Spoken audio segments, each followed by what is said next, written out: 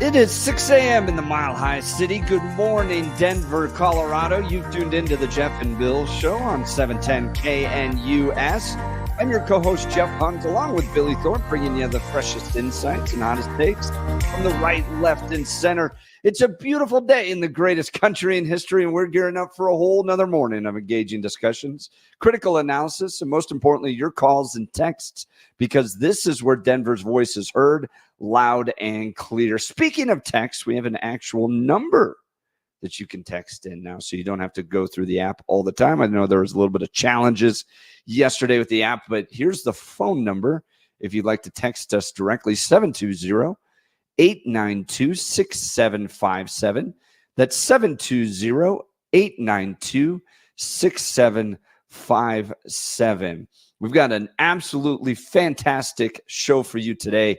Representative Ryan Armagost is going to join us here in a second. He's a Colorado State representative from House District 64. They've got a new caucus brewing up there, a Second Amendment caucus down at the State House of Representatives. We'll be talking to him about that. Jennifer Schubert-Aiken, chairman and CEO of the Steamboat Institute, is going to give us an overview of the upcoming Freedom Conference. This is an absolutely fantastic conference put on by the Steamboat Institute, which is a conservative think tank out on the Western Slope in Beaver Creek, coming up here in just a few weeks. We'll get details from her on that. Jimmy Sengenberger joins us in the 8 o'clock hour to talk about the verdict that came down. Tina Peters, guilty on some counts, not guilty on others. What does this all mean? Jimmy will be joining us in the 8 o'clock hour. And then throughout the show, coverage of the Musk-Trump conversation that took place yesterday. Got a chance to listen to all of it. Once we got in, it took a little while, but it was a very, very cool conversation. I enjoyed it. We'll play some clips. We'll provide some coverage. But first, let's get to the news with Blake Olson. Good morning, Blake. Hey, good morning, Jeff and Bill. 61 and partly cloudy, expecting a high of 86 today, or 87, something like that. The 7-10 5-day forecast coming up. Our top story. Nuclear electricity generation is underrated. You're right. And it's actually, people have this fear of nuclear electricity generation, but it's actually one of the safest forms of electricity generation. It's just a huge misunderstanding. Despite some technical issues, Elon Musk, with a 2-hour conversation with former President Trump on X last night. The conversation was an hour late due to what Musk claimed was a distributed denial of service attack on the platform. But it was, as Jeff just said, a great conversation, and the engagement is over 1 billion people this morning. I mean, I think it would be great to just have a government efficiency commission that takes a look at these things and just ensures that the taxpayer money, the taxpayers' hard-earned money, is spent in a good way. And I'd be happy to help out on such a commission. I'd love it if it were formed. Well, you're the greatest cutter. I mean, I look at what you do. You walk in and you just say, "You want to quit?" They go on strike. I won't mention the name of the company, but they go on strike, and you say, "That's okay. You're all gone." Yeah, Isn't it amazing to you as a businessman that they can even survive? Like Illinois, so many people are leaving, and you wonder, how do they survive? I mean, how do they survive? It's good stuff. What do you think, Jeff? Blake, it was like just listening in on it was like listening in on a conference call between the two of them. No, like a phone call. It was so cool. Yeah, it was. And it was everything that people have been critiquing Trump to do, like just have a substantive conversation about policy issues. They got into inflation, debt, foreign affairs, domestic energy issues, crime, lawfare. They just covered the gamut for well over 2 hours. And it was just it was a really easy, kind of cool conversation to hear. Yeah, it's amazing the contrast. Trump over 2 hours, and Harris hasn't talked to the media in 23 days now. Today is even friendly media. Yeah, friendly. It's friendly media. They carry the water for her, and she can't talk to him. No, I thought it was great. The White House, that's crazy. Yeah, no, it's awesome. The White House supports eliminating taxes on tips. How about that for his hospitality and service workers? Where'd they get that idea? The White House press secretary Karine Jean-Pierre told reporters both President Biden and Vice President Harris have always had the backs of the working people. They could eliminate the tax on tips right now if they wanted to. They're in office. They're running against themselves. This is so ridiculous. They created all of this mess, and here they are campaigning. And I'm more than anything, I'm not saying Biden anymore. He's Harris ripped off the idea from Trump, and she's always in a situation like this, especially in California. She destroyed California. And then as Attorney General, she destroyed California. You talk about location, and we're talking about the sun and the water and all. There's nothing better than California. She has destroyed that. She was the original DA. She was the original in San Francisco. She was the original Attorney General in California. What she has done to California is, well, you know better than I do. You just left California for a lot of those reasons. And what she's done with crime, with cashless bail, where you kill somebody. I mean, we have states there, you kill somebody and they let you out right away. I mean, you don't have to even put up, and then they never find the people unless they kill again, and then they let them out again. Our country is becoming a very dangerous place. And she is a radical left San Francisco liberal. And now she's trying to protect. Now she's looking like she wants to be more Trump than Trump, if that's possible. I don't think it's possible. So that was part of the conversation with Musk last night. Democratic VP candidate Tampon Tim Walz, he'll be in Denver tomorrow. Walz will speak at a local campaign reception, and the visit will be part of his first solo campaigning event. Walz will also stop in LA, New York, Boston, and Rhode Island as a part of the week-long tour described as the first fundraising blitz for Harris-Walz campaign. You going to waste your money on that? It's day 23 of Kamala Khan Harris not meeting the press, reporters, or the media. 525,600 minutes. Former Colorado clerk Tina Peters is facing up to 22 years in prison for election tampering. Peters was convicted Monday and will be sentenced in October. Prosecutors argued that she let an unauthorized person access Mesa County's voting equipment in 2021 and make a copy of hard drives as well as pictures of passwords, and then tried to cover it up. Protests against Israel and the U.S. are expected outside the Democratic National Convention in Chicago next week, where Jeff will be. Hamas supporters say thousands of people will descend on the convention to protest the Biden administration's handling of the Israel-Hamas conflict and the rising civilian death toll, which was created by Hamas and terrorists in the Middle East, always has, always will be. Red Sox outfielder Jarren Duran is being suspended for 2 games by the MLB after he said an anti-gay slur to a fan. He dropped the F-bomb, the other F-bomb, on Sunday. The Red Sox said that they'll donate the salary from Duran's suspension to the Federation of Parents and Friends of Lesbians and Gays. News brought to you by Lair Fireplace and Patio, Denver's premier source for everything fireplace, patio, and grills. Locally owned and operated since 1954. Online at lairfireplacepatio.com. Arizona over the Rockies 5-4. First pitch tonight, 7:40 in Arizona. 59 in Littleton, 58 in Arvada, 61 in Denver. Jeff and Billy continue. It's Tuesday. Here we go. Blake Olson, News Talk 710 KNUS. Deep monsoonal moisture remains. Partly cloudy to mostly cloudy. Watch out for patchy morning fog. Highs into the 80s with afternoon and evening showers and thunderstorms, some lingering into the night. Some may produce heavy rain, low tonight near 60. Mid-80s Wednesday, afternoon and evening thunderstorms. More of an isolated thunderstorm pattern Thursday and Friday, and warmer. Weather sponsored by branchplanning.com. Secure your future retirement with a reliable income stream. Annuities can provide guaranteed payments, giving you peace of mind. Get your complimentary review at branchplanning.com or call 720-651-9800. I'm meteorologist Don Day in the 710 KNUS Weather Center.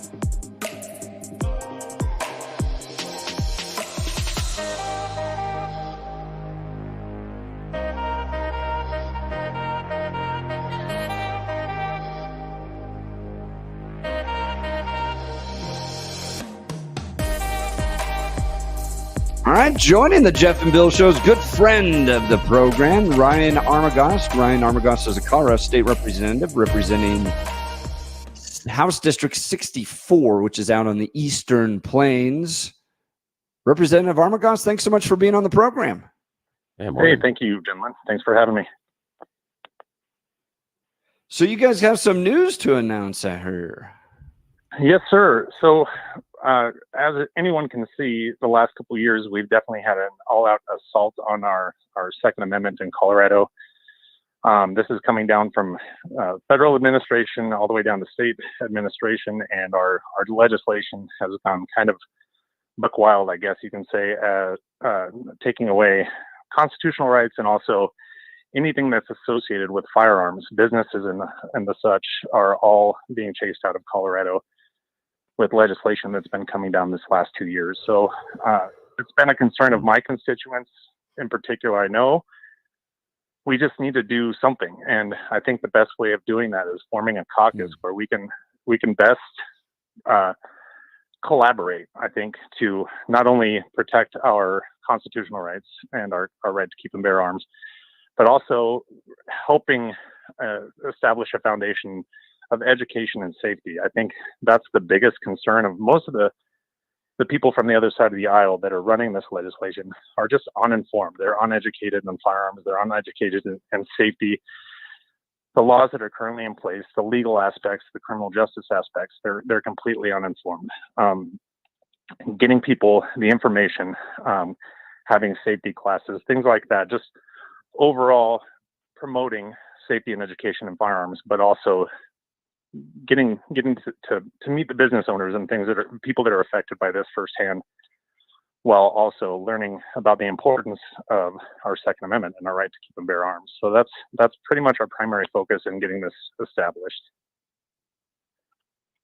I'm glad to hear you all are doing that. Things have changed in the state of Colorado since I grew up here. Generally, people understood we were a Western state. We were not a coastal state. We liked our guns. It was part of the freedom essence of being a resident of this state that we supported the Second Amendment. And some of the stuff that recently were passed, right? Require that guns left in cars be kept locked in storage containers. Ban guns in the state capitol and at polling places. Require licensed firearm dealers to get a state permit.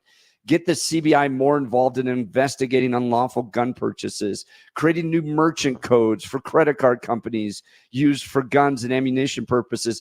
And then effort after effort, year after year, to ban quote unquote assault weapons. The progressives in this state have gone radically anti-gun. And this has been a rejection of the kind of traditions and the history of the state of Colorado. And you've been right there in the middle of these fights. Talk about how Democrats have really changed the last few years and gone after our Second Amendment rights. No, you're absolutely right. I grew up in northern Colorado as well. Just seeing the change from, I grew up small town Colorado in LaSalle, Colorado, and grew up hunting with my dad. Grew up, firearms, constantly going shooting, practicing, clays, everything else to get more proficient in hunting. But grew up with that respect of firearms. There are a lot of people, and I think specifically from the Democrat side, that just don't have that upbringing around firearms. And it shows when we get this legislation. And yes, it came to me first in a lot of cases in the Judiciary Committee. As a member of Judiciary, I constantly had to argue and fight these bills, but you're arguing with people that it's not about the facts. Their feelings on the matter are facts to them. So you can't change somebody's mind in a committee hearing. We have to have something that goes a little bit deeper and delves a little bit deeper to help people get informed, get educated, and get that safety mindset with firearms, rather than just thinking every firearm is quote unquote assault weapon, just needs to stop. We need to stop thinking of these tools as methods of crime, and these tools are more methods of protection, and why and how. So getting people to come and understand that, because yes, the dynamic has changed. So many issues have become so polarized, and this has been dragged so far into the progressive realm of attack. We need to put up a shield. We need to have something to really get people to look a little bit more through a lens at what they're talking about, rather than what they're hearing from whatever group or what they're getting when somebody's pressing a bill idea for legislation on restricting or otherwise going after our guns. We're talking with Representative Ryan Armagost. He's a state representative representing Colorado House District 64. Now, Ryan, I listed our history of embracing the Second Amendment, but we've also got a kind of a darker history in the state of Colorado. When you go to Columbine, when you go to Arapahoe High School, when you go to STEM and Highlands Ranch, and then the Aurora Theater shooting as well, of mass shootings happening in this state.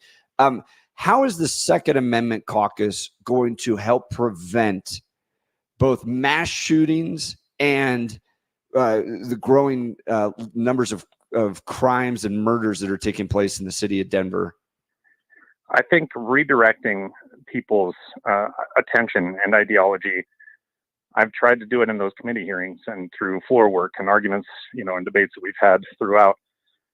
But you can't change those minds. It's just simply trying to tell people if we focused as much on the real issue, which is mental illness, if we put half the focus on mental illness that we do in taking away gun rights, we would definitely be attacking the issue, but we're not. Instead, we're criminalizing people that own and carry guns, and we're then thus making being a victim more acceptable. It's the wrong direction that we're taking it. We need to focus more on the underlying issue, mental health, mental illness, and drugs, and not the tools that are used in those atrocities. So are you expecting any Democrats to be a part of the Second Amendment Caucus down at the State House? Well, I'd like to say that I'm hopeful. I'm optimistic on that. I think there are enough moderate Democrats in the House, at least, that we can, even if we can't get them as a member, would you like to go attend this seminar with us? Would you like to go hear this or that? I think THORPE. I think the main thing is just getting that messaging across to the Democrats. If we can't get members on board, we can at least get them to participate at some level. It's really weird to say. Oh. Hey, Billy, we're hearing your mic in the background. By the way, my mic was on. Mark Crowley needs my Gmail address. Yeah, I was going to ask Representative Armagost. Give that out to everybody, please. No, that's not good. That is not good. And I'm glad that I did not talk out loud. Representative Armagost, you talked about people on the Democratic side looking at guns as tools of violence and things like that. Do you think there's any reasonable restriction that we haven't implemented that we could do on either gun ownership or looking at, because we know the Democrats are coming after what they're terming assault weapons. Now, on their latest legislative adventure, they termed everything as an assault weapon. That was kind of silly. But if they had it more targeted, something closer to the weapons that we see used more often in both mass shootings and even in the assassination attempt against Donald Trump. I'm speaking of guns like the AR-15, which is a very popular one for this type of violence that, as you outlined, is also at times connected to mental illness. Would the Second Amendment caucus be open to any conversations about any potential not risk, but I would say restrictions or extra requirements on the ownership of those guns? Just curious. I don't think that's the direction I want anything. I think those discussions can happen. I just want people to know that as much as we're legislating restrictions on firearms, firearm crimes are going to happen regardless. I think the argument that this will stop any, the daily news release that we see every day of shootings that are happening in Denver and Aurora, we're seeing that the crime, but those are by firearms. That's not because of something that somebody, for lack of firearms restrictions. That's because criminals are able to get around the system. They don't purchase firearms from gun shops. They don't purchase firearms from dealers. They purchase firearms from other criminals, firearms that are 90% of the time stolen. And the fact, I tried to bring a bill forward to raise the penalty for theft of firearms. It didn't even see the light of day. It was killed in committee. The criminalization of actually committing crimes with firearms isn't there. So if we can raise the penalty for criminal acts with firearms, that's where we can attack that, I think. I don't think reducing the amount of firearms that are out there or increasing restrictions on firearms for law-abiding gun owners will do the trick. All that's going to do is create more victims. Good point. It's a very good point. We're talking with Ryan Armagost, a representative from Colorado House District 64, on the announcement today of the creation of a Second Amendment caucus down at the State House. What that means is that there's a number of lawmakers that want to get together around a particular issue, focus on it, work on it, and seek to advance it. There's a number of caucuses at the federal level, for instance, the Values Action Caucus, which is around pro-life issues, that takes place at the Congress in Washington, D.C.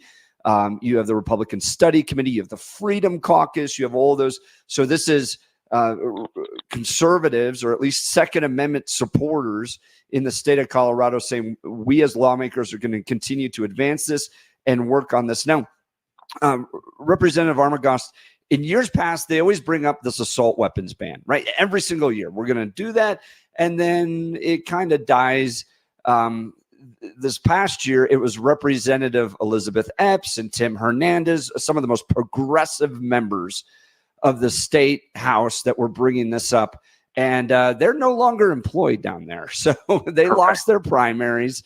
Do you think that was part of the message? We all know that their anti-Semitism was a big reason why they lost their primaries. But do you think their kind of radicalness around trying to restrict Second Amendment rights, and to Billy's point, essentially ban just about every gun except for like a muzzle loader that was used to fight in the Revolutionary War. Do you think that was part of the reason they lost? I do. I think all of that is part of it. They were constantly raising bills that were drawing days upon days of debate and argument for just one or two specific bills. And obviously there's a lot bigger issues to discuss and debate in legislation than just their activist and extreme radical ideas and issues they're bringing forward.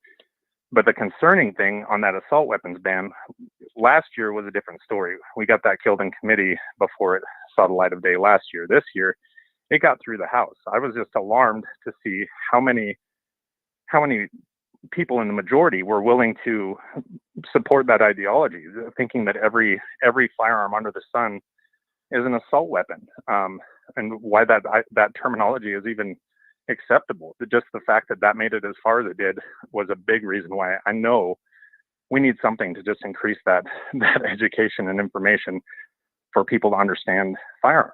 And that's another reason why I'm pushing this forward. So, I mean, if it passed through the House, it seems then that most House Democrats then are kind of going that direction and supporting these bans on quote unquote assault weapons, which is really just a ban on just about every gun, like I just mentioned. So do you think that's something we're going to see again this year? Are you trying to preempt? Are you trying to get your caucus members ready for another Second Amendment battle down at the state capitol?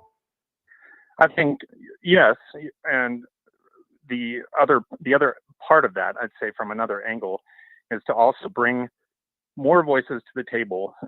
So if we do have a committee, we can have meetings, we can bring voices to the table, those business owners, the survivors of gun violence, anything like that can talk to people and say, if I had, tell their story, if I had a firearm or my firearm saved my life, whatever the case may be, getting that information to people so they can kind of see that as, oh, there's another perspective I didn't think about. Because we have to hear the other perspective all the time on the Republican side and on the pro Second Amendment side. We just need more people on the anti-gun and the anti-Second Amendment side to kind of see other perspective, other points of view, and get informed and educated. So that's the primary purpose. Hopefully it can be preemptive, but if nothing else, it can be something where we can at least sustain that mentality and ideology and make sure everyone's on the same group. We're all in the same mindset, knowing what we're looking at and what we're approaching. Were there any Democrats last year in the House that voted against the assault weapons ban? There were a couple. I'd have to look. We did have several that obviously in their district they have to they got elected to be fairly moderate in those situations. That was definitely not a moderate bill, so they don't vote for things like that. But those are the people, obviously, we're going to try to target to get involved and be members of our caucus and help this message move forward to a bipartisan issue rather than such a partisan issue. Talking with Ryan Armagast, he's a representative from Colorado House District 64. Ryan, I want to pivot a little bit now to the upcoming election. You guys were I believe it was the mighty 19, right, out of the House. Like, you guys were in a super minority. House Republicans were during the last legislative session. This upcoming election is really important. Rose Puglisi is the leader of the Republicans in the House. You serve in a leadership role as well. Give us a preview of how you're feeling about the upcoming election. Well, I'd have to say I'm cautiously optimistic. I think we got a little bit too optimistic last election, and we saw how that turned out. The biggest thing, we have the ability to flip a number of seats, and we have the ability of getting balance back in our legislature, but we have to get voter turnout. And I think that's the biggest thing, is really just hitting those people that are unsure or that they might vote, or otherwise people that are only worried about the presidential election and leave the rest of their ballot blank. We have to get voters to completely get involved with what's going on in this election, from the federal level all the way down to their municipal level. We really have to worry about our presidential candidates, our state, county candidates, our municipal candidates, and even our ballot measures. People have to be informed and involved. And do you get a sense that conservatives are fired up in this election? I do. I think there's been signs of hope. There's been, there's mixed feelings about presidential candidates. There's mixed feelings about state candidates. But people have to be aware of who their candidate is and whether they like who won the primary or not. In any race, they have to be supportive of what we really need federally and what we really need in our state, and make that count in their vote. Do you think we're going to be successful with Dave Williams as the leader of the Colorado Republican Party? Well, one way or the other, I think everyone in our state GOP needs to focus on unity. We all need to focus on unity. We need to stop drawing lines of who's more Republican than somebody else. And we have to really embrace who we have, the districts they represent, how they have to represent their district best. And otherwise, support your party. The biggest thing it comes down to is the ballot is what does it. If somebody wins a primary, they are the candidate that their district has chosen, that their municipality, whatever, has chosen. You need to embrace them, and you need to move forward in supporting them as the candidate for the election, for the general election, so that they can get elected. We don't draw these lines where people aren't voting for a candidate because they fall in line with something other than what they believe in, rather than just party lines. So we just need to get away from who's more Republican than somebody else, and really focus on what we need in our state to bring some balance back, because the status quo isn't working.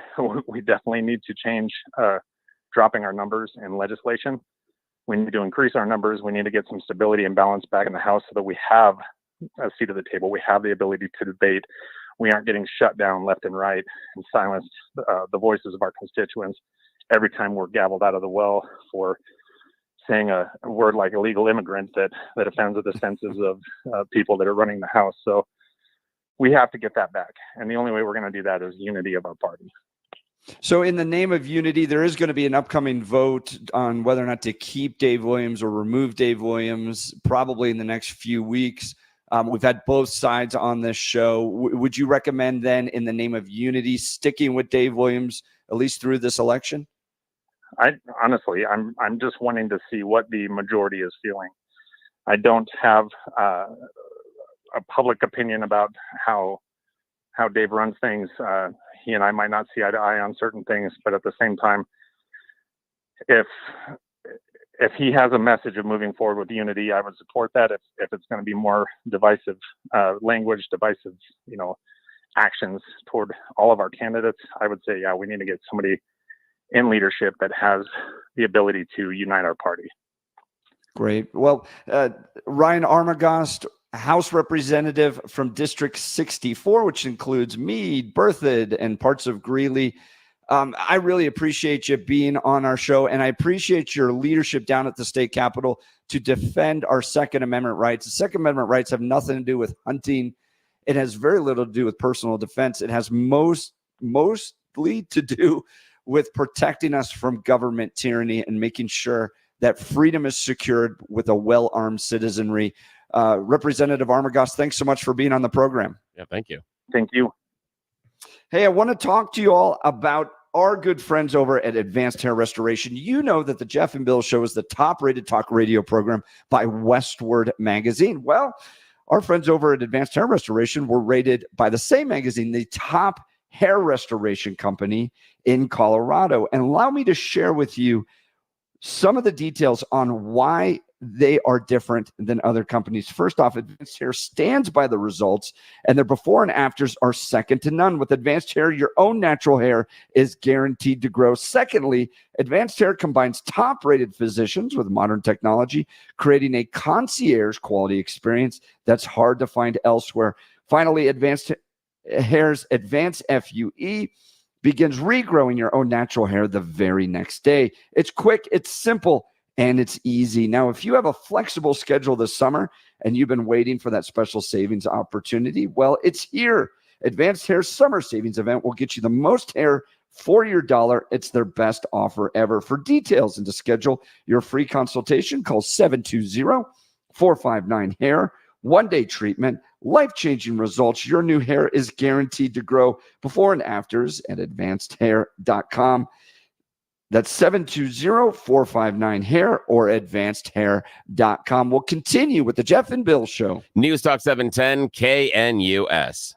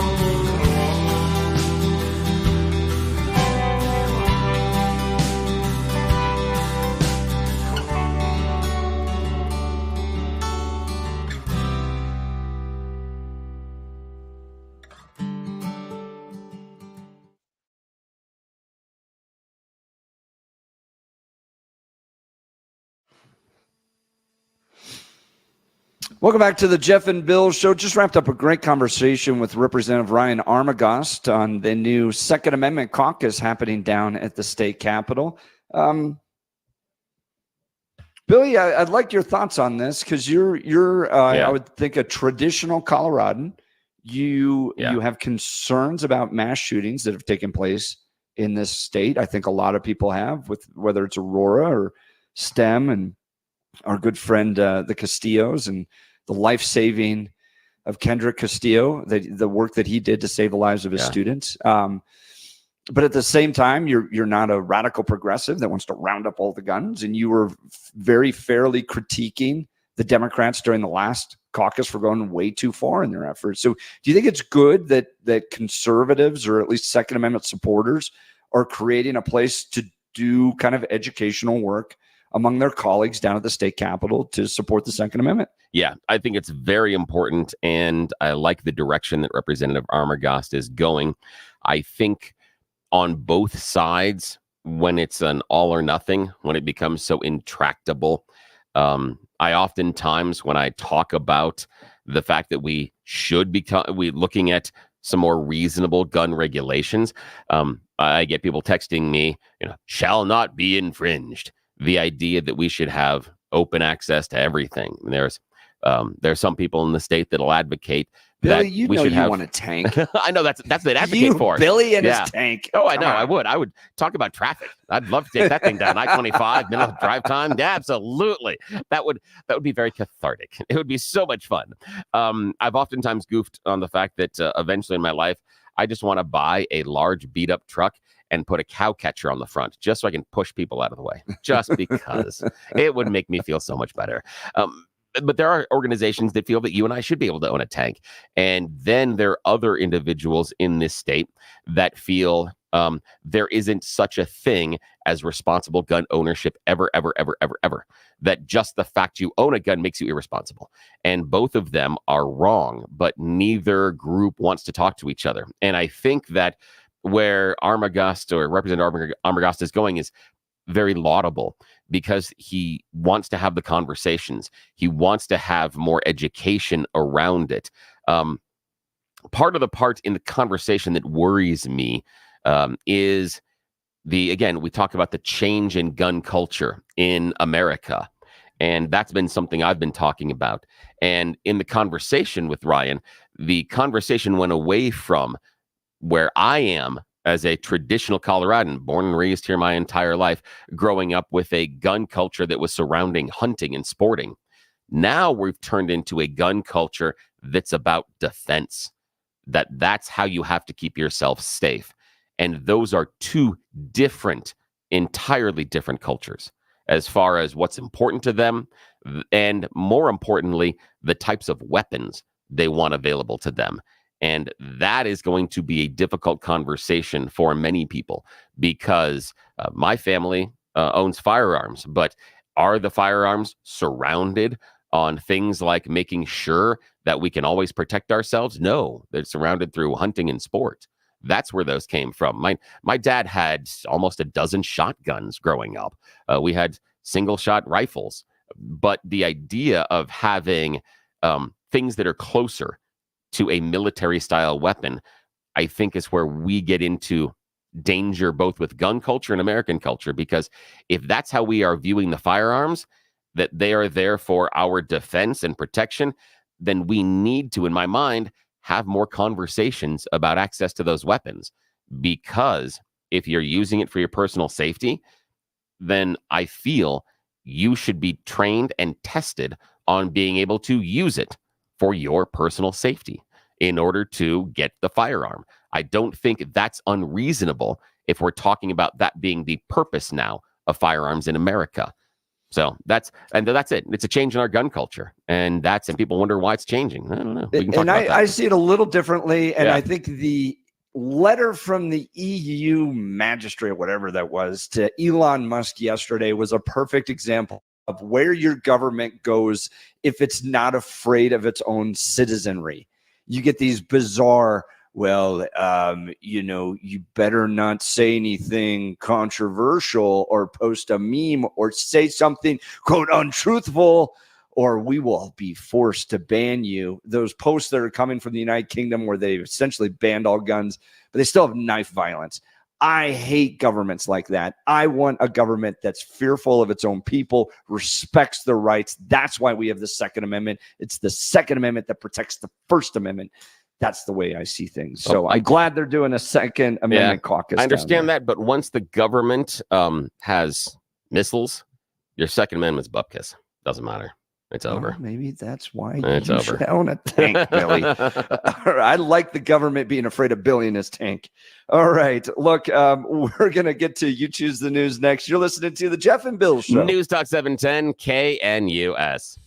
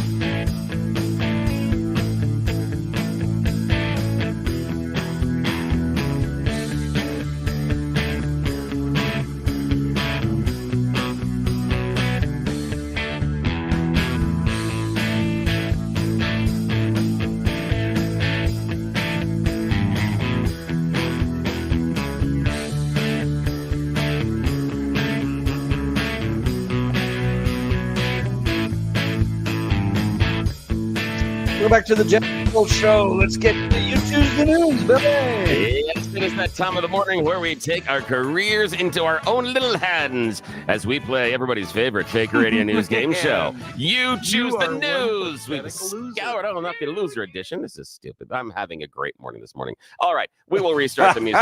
I need to go home. I'm going back to bed. It's just one of those mornings for me. Yes, and it's not even a Monday. All righty, You Choose the News. You know, stupid stories. Scour webs, headlines, fake radio news game, nobody paying attention. That's how we do it. And evidently not very well this morning. All righty, let's see if I can get this portion of our fake radio news game show right, gentlemen. Okay, Jeff Hunt, Blake Olson in the newsroom. Headline number 1, a sprinkle of concern. Headline number 2, well, must be one of them. Headline number 3, the anti-Irwin. Headline number 4, Colorado resident enacts huge change. Mr. Hunt, your choice, sir. Let's do a little sprinkle, Billy boy. Yeah, there's a little sprinkle of concern, and that's in a lawsuit that has been filed in New York. The Museum of Ice Cream, New York City's location, is being sued for failing to warn people of the dangers of jumping into its sprinkle pool. It is social media famous. Yes, it is a small kids pool filled with sprinkles. And everybody says, evidently, they think sprinkles are soft because someone jumped in and broke their ankle. Yes. They say they suffered personal and permanent injuries when they jumped into the museum pool with their daughter. It was an ankle fracture that required surgery. They say the pool wasn't deep enough, didn't have enough sprinkles to safely get me down to the ground, and the dimensions of the sprinkles in order to make it fit and safe. And we're doing math, and this is stupid. Why are you jumping in the sprinkle pool? I mean, you're an adult. Don't do that. It's a children's thing. I just, seriously, you're an idiot. We can't fix dumb. So, yeah. Who do you think they're voting for in this election, Bill? I don't know. Probably RFK Jr. That's what I'm guessing. All righty. Okay. Blake Olson in the newsroom. Headlines are, he must be one of them, the anti-Irwin, or a Colorado resident enacts huge change. He must be one of them. Yeah, he must be one of them. In San Antonio, a man has been arrested because he was going into women's bathrooms. Yes, he must be one of those transgenders, right? No, just a regular dude. He was just dressed as a regular dude and walked into the women's restrooms. And that's where he left the explosive devices. Yes, he has been arrested for placing explosive devices underneath the seats of the women's bathrooms. Bombs? Nope, not at all. He was setting bombs. Dropping bombs. Yeah, he was setting bombs. Yeah, all right. So that's what he was doing. Different. Yes, exactly. He was caught on a security camera. They see him entering the bathroom. Next person that entered the bathroom got a little more of a surprise. So he was leaving them in both the women's and the unisex bathrooms. Oddly, not the men's bathrooms. Did they go off? Yeah, 2 of them did, yeah. Really? Yeah. So anybody injured? Not significantly, but again, still, that's another reason. Don't go in the public restrooms. They're not just the smell, just because. Those things smell awful. Because of the other bombs. Yeah, because I of think everything the else. biggest losers in this whole unisex bathroom stuff are women, because dudes have known for years that men's public restrooms are disgusting. And now we've just brought that over to the ladies. Yes. Now we're like, hey, here's one that's clean. Have you ever walked into a women's bathroom accidentally? I have. Oh yeah. It's frightful, but it's so nice in there. It is. It is so nice. They have couches in some of these. Perfume. Here's the thing: is you said accidental. One of us in this conversation did it purposefully. Yeah. I wonder who that would be. It was again. It's a younger How Billy, old different. were you? Yeah, younger Billy, different situations, things like that. And it was just one of those things where it was like, and it was for whatever reason, there's a huge line of guys. And I came over. I'm like, ladies, I'm going to go over here into the stall and stuff because that's a giant line. I'd let you come into ours and this. And so nothing else. And that cool. And they're like, yeah, sure, not a problem. So yeah, I've done that a few times. I've got that's cool. Again, I have this thing with rules. There's a purple snake joke there, yes, but I'm not going to go there. No. We will quickly move on to the final choice this morning to try to save this. Mr. Hunt, the anti-Irwin or Colorado resident enacts huge change. Let's see what this Colorado resident's up Yes, a Colorado resident has enacted a huge change. Samsung is now recalling a large number of their electric stoves because a dog here in Colorado set his house on fire. Went viral because the dog jumped up and touched the knobs on the Samsung Samsung stove, evidently they're very poorly designed. So you can turn them on that way, meaning even your hips or a big fat tum-tum could start the fire. So Samsung is recalling a whole bunch of electric stoves, thankfully, because of a Colorado dog. Yep, that's it, guys. That's the end of You Choose the News. Back to you, Mr. Hunt. All right, Jennifer Schubert-Aiken, the chairman and CEO of the Steamboat Institute, is going to join us next on the upcoming Freedom Conference going on in Beaver Creek. You're not going to want to miss it. You're listening to The Jeff and Bill Show. News Talk 710 KNUS.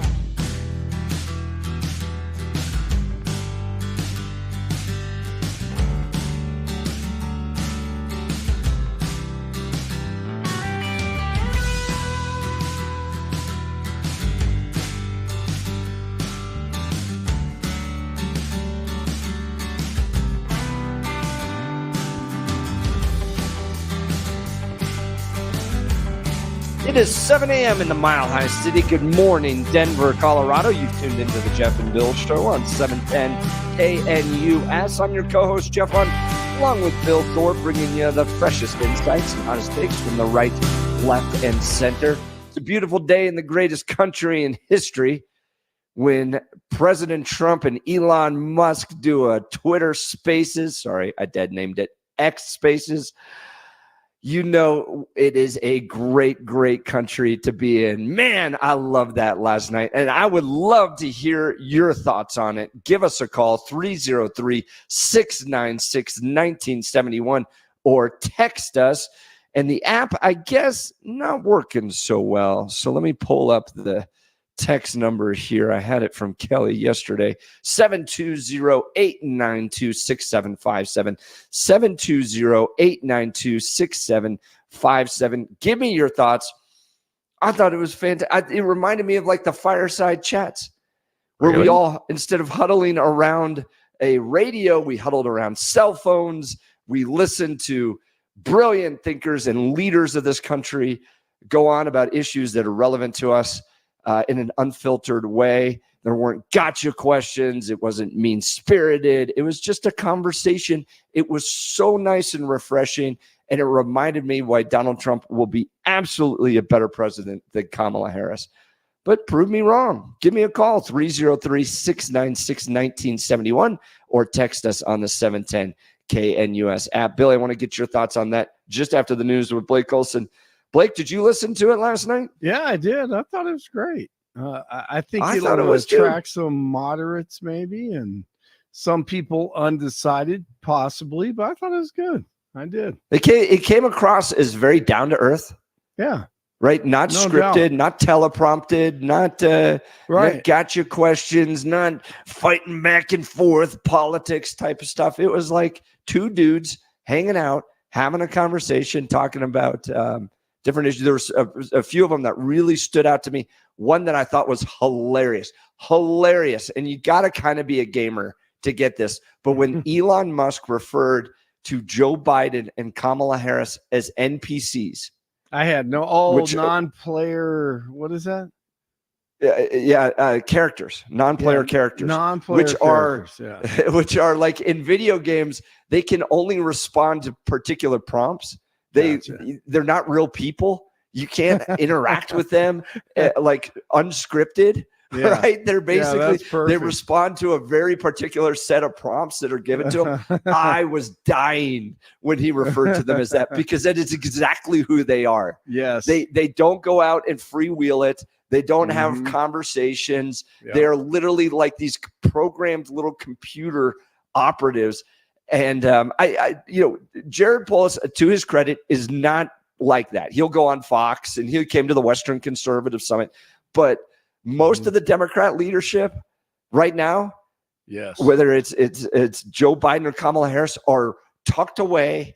They respond only via teleprompter to very specific questions. Everything's scripted, and I thought it was hilarious. So, anyways, we'll get to your comments. I think that's great. That's awesome.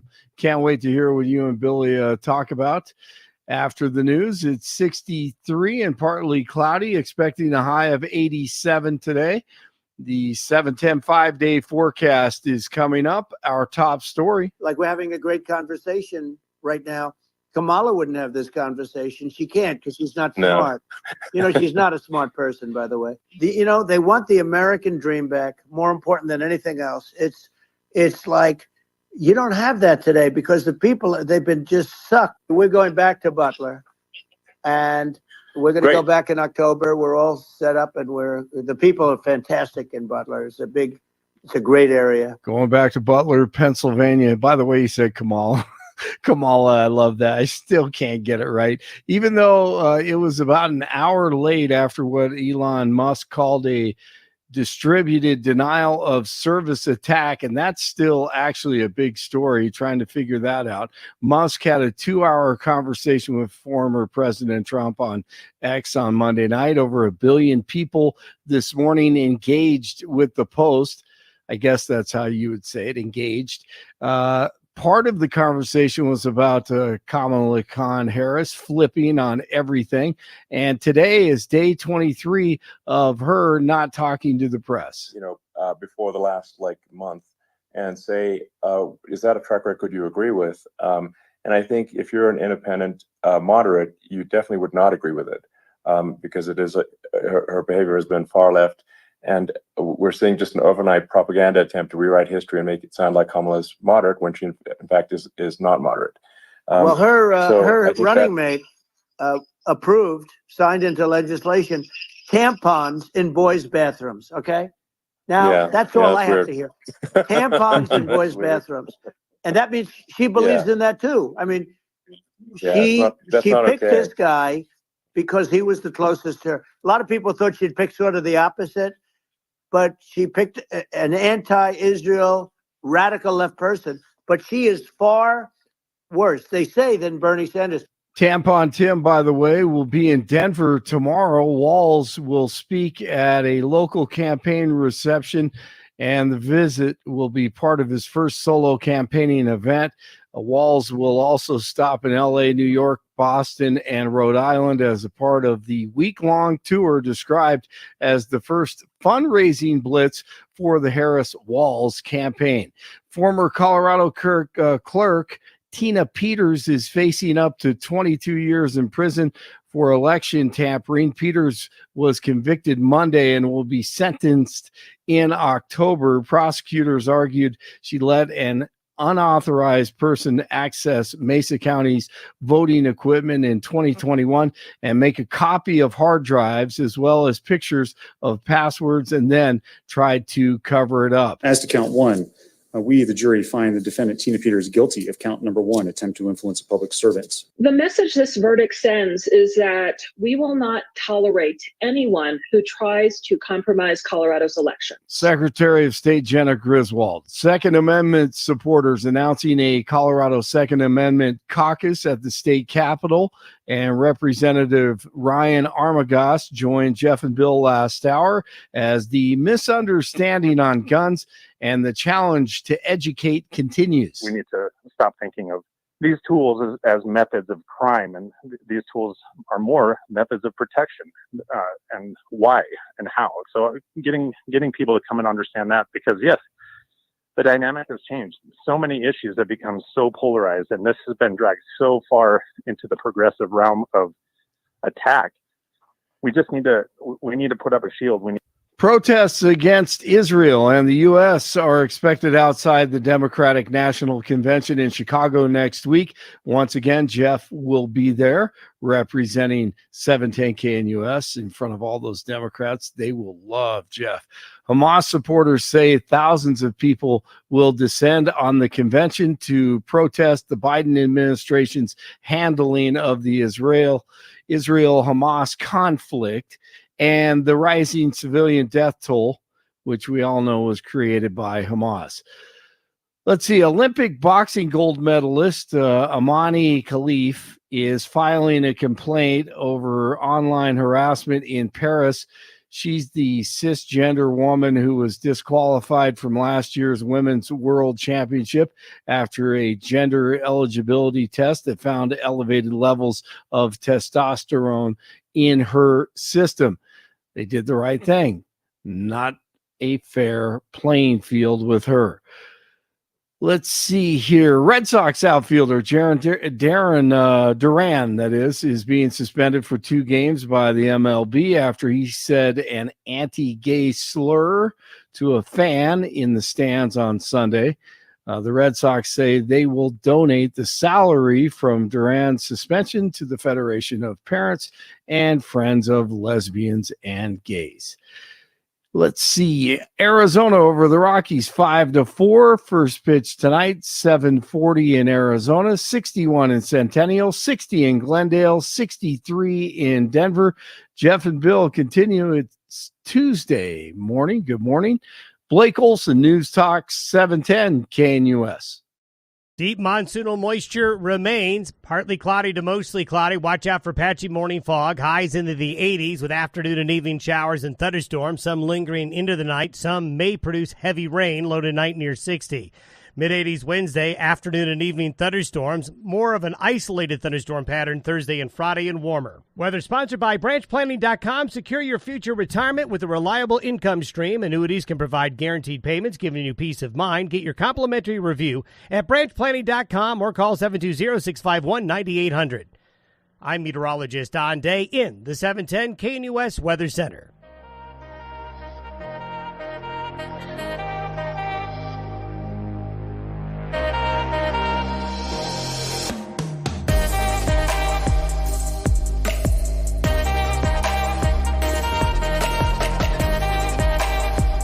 All right, Billy, did you listen to the Elon Musk, Donald Trump Spaces conversation last night? Pain.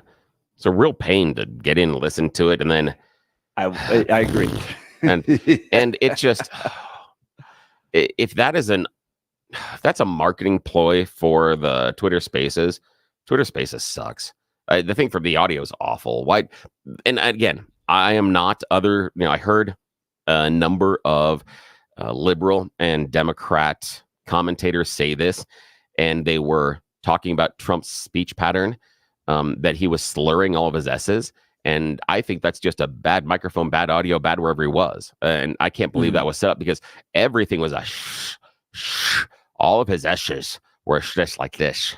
And so rather than saying that's a physical issue, it ticked me off the entire time. And the audio was horrible. And there are times in which Musk has an echo behind him and then doesn't. And the other part is, it was so directionless at times. It just so directionless and meandering stream of consciousness type of things that many times we were left with just Elon Musk sounding like that smaller, less significant character in cartoons, where he's like, yeah, boss, yeah, that's it, yeah, you're right, yeah.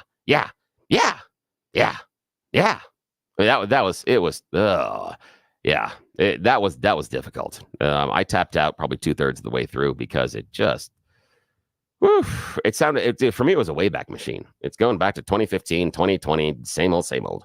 That's what I heard. We just changed out names.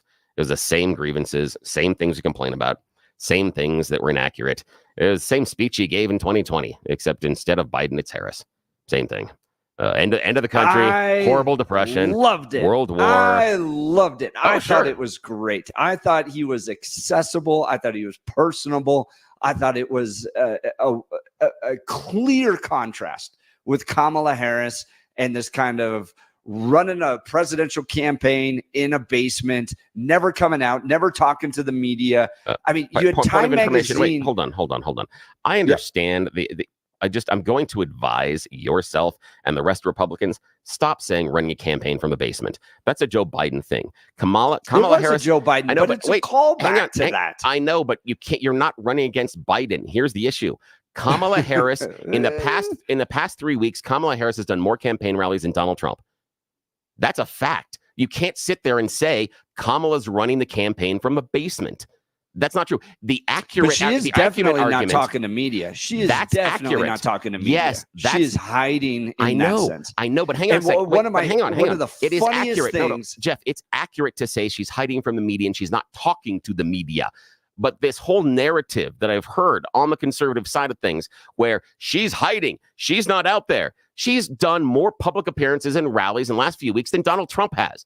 Donald Trump, during the month of August, I believe in 2020, I think it was in 2020, did 27 rallies. He has, I think, one scheduled. One. That's not you've got to stop. He doesn't have one schedule. I don't know what the schedule is. It's not 27. I haven't seen any more than that. That's the issue. So you can't, again, it is a fair critique that Kamala Harris needs to and should talk to the media. And it's been over 20 days. Fair critique. It is just simply inaccurate to say she's hiding and she's doing it from the basement. And the problem the reason I'm bringing this up is it hurts your message. As soon as you say no, she's running the same. It's the same plan that they did with Joe Biden, where they are going to manufacture the candidate. And the best example of this, Billy, is the Time Magazine headline cover, right? Where she looks like a goddess. Like even Donald Trump was mentioned. Okay, she looks like a goddess. And the best line out of the entire article, she didn't comment on this. Yeah. So she may be doing rallies. She may not be quite in the basement as much as Joe Biden is, but she is definitely not as accessible as Donald Trump is. And that was what I liked yesterday and that was just one of the contrasts. Okay.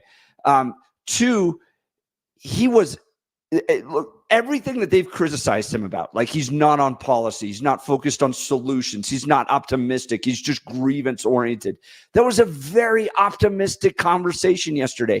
And in fact, Elon Musk gets to the point about how the American dream is going to be restored under Donald Trump. That is why he is kind of coming over from being more progressive, more kind of center left to supporting Donald Trump, because he wants that type of America again that dreams big. They got into points where they were talking about putting bases on the moon, right? And under Kamala Harris, you have this kind of just track record of destruction from San Francisco to California. Once there was this great point where they're talking about how San Francisco at one point was this great city. It was like one of the best cities in America. Now you have apps that track human feces around the city. She destroyed that city. She destroyed California. She wasn't in charge of San Francisco. Nor is she in charge of She was California. the district attorney in San Francisco. Yeah, really? I know, but that's not how is the district attorney going to destroy the city? I thought that was the mayor's job, the legislator's job, and the citizens' job. And they don't prosecute. I don't. She wanted this. I don't believe that's shown in her track record. After when I she was understand the narrative. district That's not her attorney. track record. When she was district attorney, her priority was making sure they didn't have gun shows. I disagree. I disagree. That was her priority. I know that conviction rates went up both when she was in San Francisco and when she was AG in California. I know that conviction rates have gone up. We can argue about who and where, and remember that a number of the concerns on the liberal black side of this electorate is that she was throwing too many black people in jail. That's a critique. They're going after her because of that. So again, be careful with using these common tropes and narratives. She's not in charge of San Francisco, nor did she destroy it. She didn't. That's not going to stick. It's not going to stick, man. I'm sorry. Yes, it's not going to stick. No, it won't. Absolutely. No, it won't. This is her track record. She was part of the beginning of the decline of San Francisco. She was part of the beginning of the decline of California.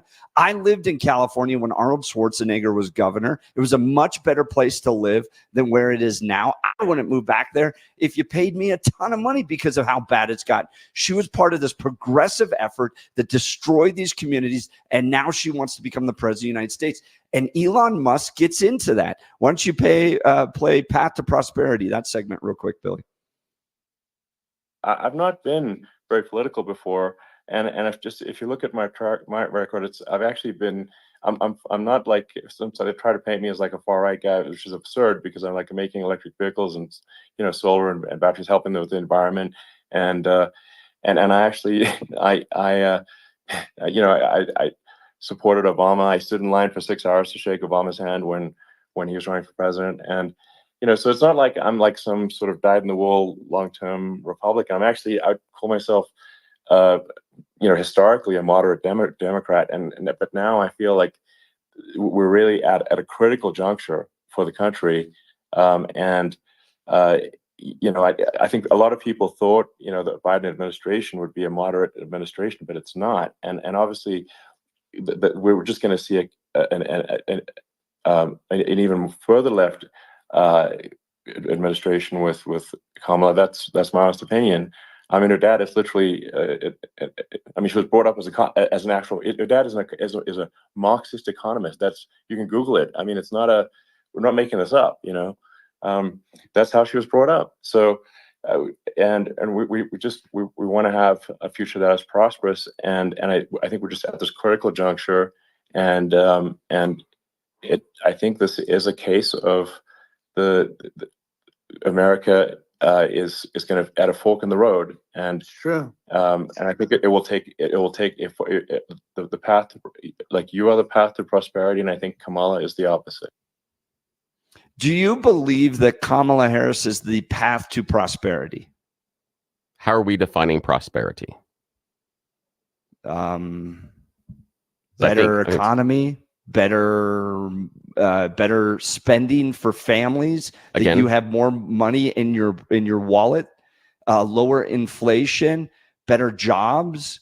Well, here's the thing. The difficulty with that. Do you think that? Answer the question. Do you think that Kamala Harris is the path to the prosperity? Based on what you just described, Joe Biden was the path to prosperity, because all those things happened were growth under Biden compared Inflation to Trump. Did grow under Biden. Yeah, and yes, now it's right. and where is it now? It's just over. It's terrible now. No, it's terrible. What's I didn't ask. It's terrible. Terrible's not a number. What number is it at? It's just over 3%. It's just over 3%, and that year is over year. And that is, and or since 2020. Year over year, it's at 3%. I don't know where it is over 2020, but hang on a sec. That's the point. Is that because it went really high? Hang on a sec. Stop. I understand. It went really high. It was. And now it's back down. And so again, this is going to be the problem with this line of attack. If Joe Biden is responsible for the dramatic increase in inflation, he's also responsible for the decline.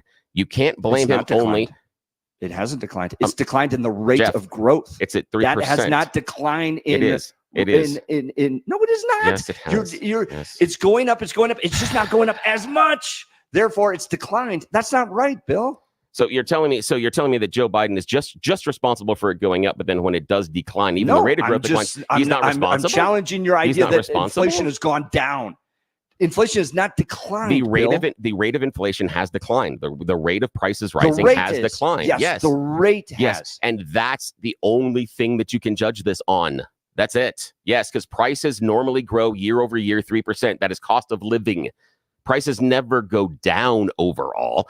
That rarely happens. The only time we've seen it significantly in a market is when Elon Musk recently had to cut the prices of his cars in order to sell units. That's when you see it happening. Another thing you're going to see right now in the grocery store. When you go to the grocery store right now, you're going to see one particular chip brand that is on a fire sale.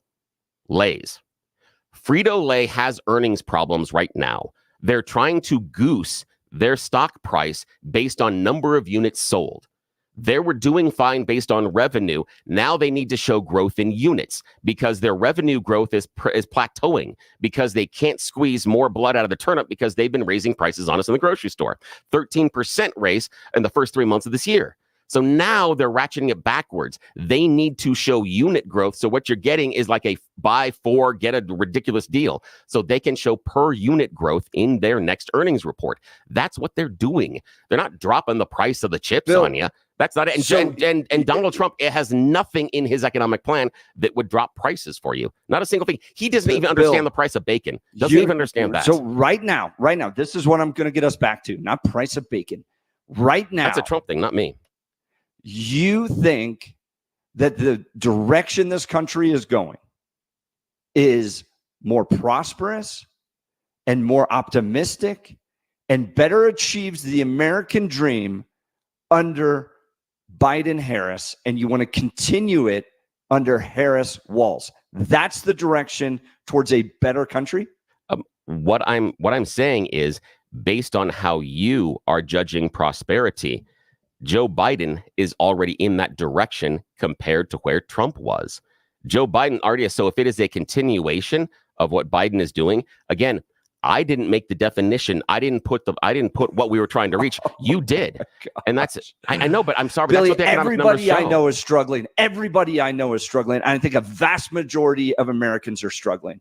They're struggling to make the ends meet. They're struggling because of the rise of inflation, the fact that everything costs more money, and the idea that somehow this pathway under Biden-Harris with massive government spending and massive government programs is going to continue. She just destroyed every community she has led, and she will continue to do that with our country. All right, give me a call. Tell me where I'm wrong. 303-696-1971. 303-696-1971. I thought that the interview yesterday was fantastic. I thought it was optimistic. I thought it was two guys that have a much better vision for this country and are going to lead this country back to prosperity. But give me a call or text us. The 710 KNUS app, I think, is getting a little funky. So you've got to text us at 720-892-6757. 720-892-6757. I want to talk to you all about QC Kinetics. Look, pain from arthritis is just awful. Bone on bone, constant pain. It robs you of so much of the stuff you love to do. But there are effective ways to deal with that pain. And I'm not talking about drugs or surgery. Listen, there are exciting new cellular therapies that can get you lasting relief. And the place to go, QC Kinetics. QC Kinetics uses cutting-edge treatments that accelerate your own body's healing properties, revitalizing your joints so you can move again. If you're living with chronic pain from arthritis or injury, you need to know that steroids and surgery and pain pills are no longer your only option. Learn how QC Kinetics can use advanced regenerative medicine to treat the pain, enhance your joints, restore your mobility, and give you long-term relief with no downtime. The local medical professionals at QC Kinetics are ready to help you get your life back with regenerative, restorative cellular treatments for your aching joints. This is the future of medicine. Call for a free consultation now, 303-900-8986. That's 303-900-8986 with locations in Aurora, Superior, Colorado Springs, and Highlands Ranch. We'll continue with the Jeff and Bill Show. News Talk 710 KNUS.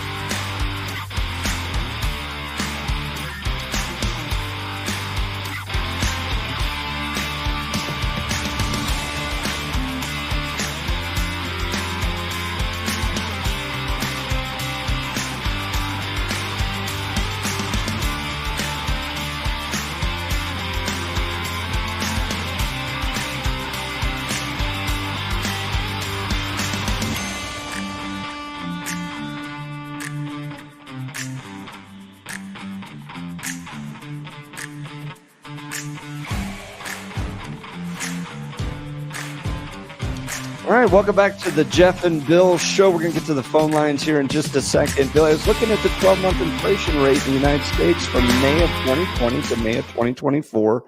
When Biden took office in January 2021, it was 1.4%. It shot up consistently all the way up to 9.1% in June. And this last May was at 3.3%. So it's still above. Yeah. It's still above. Yeah. It's at 3%. I know, but still the 1.1 is because of the COVID thing that artificially suppressed supply and demand, because inflation pressures are normally dependent upon supply and demand. June, it was 0.6%. June of 20, even right before COVID got going.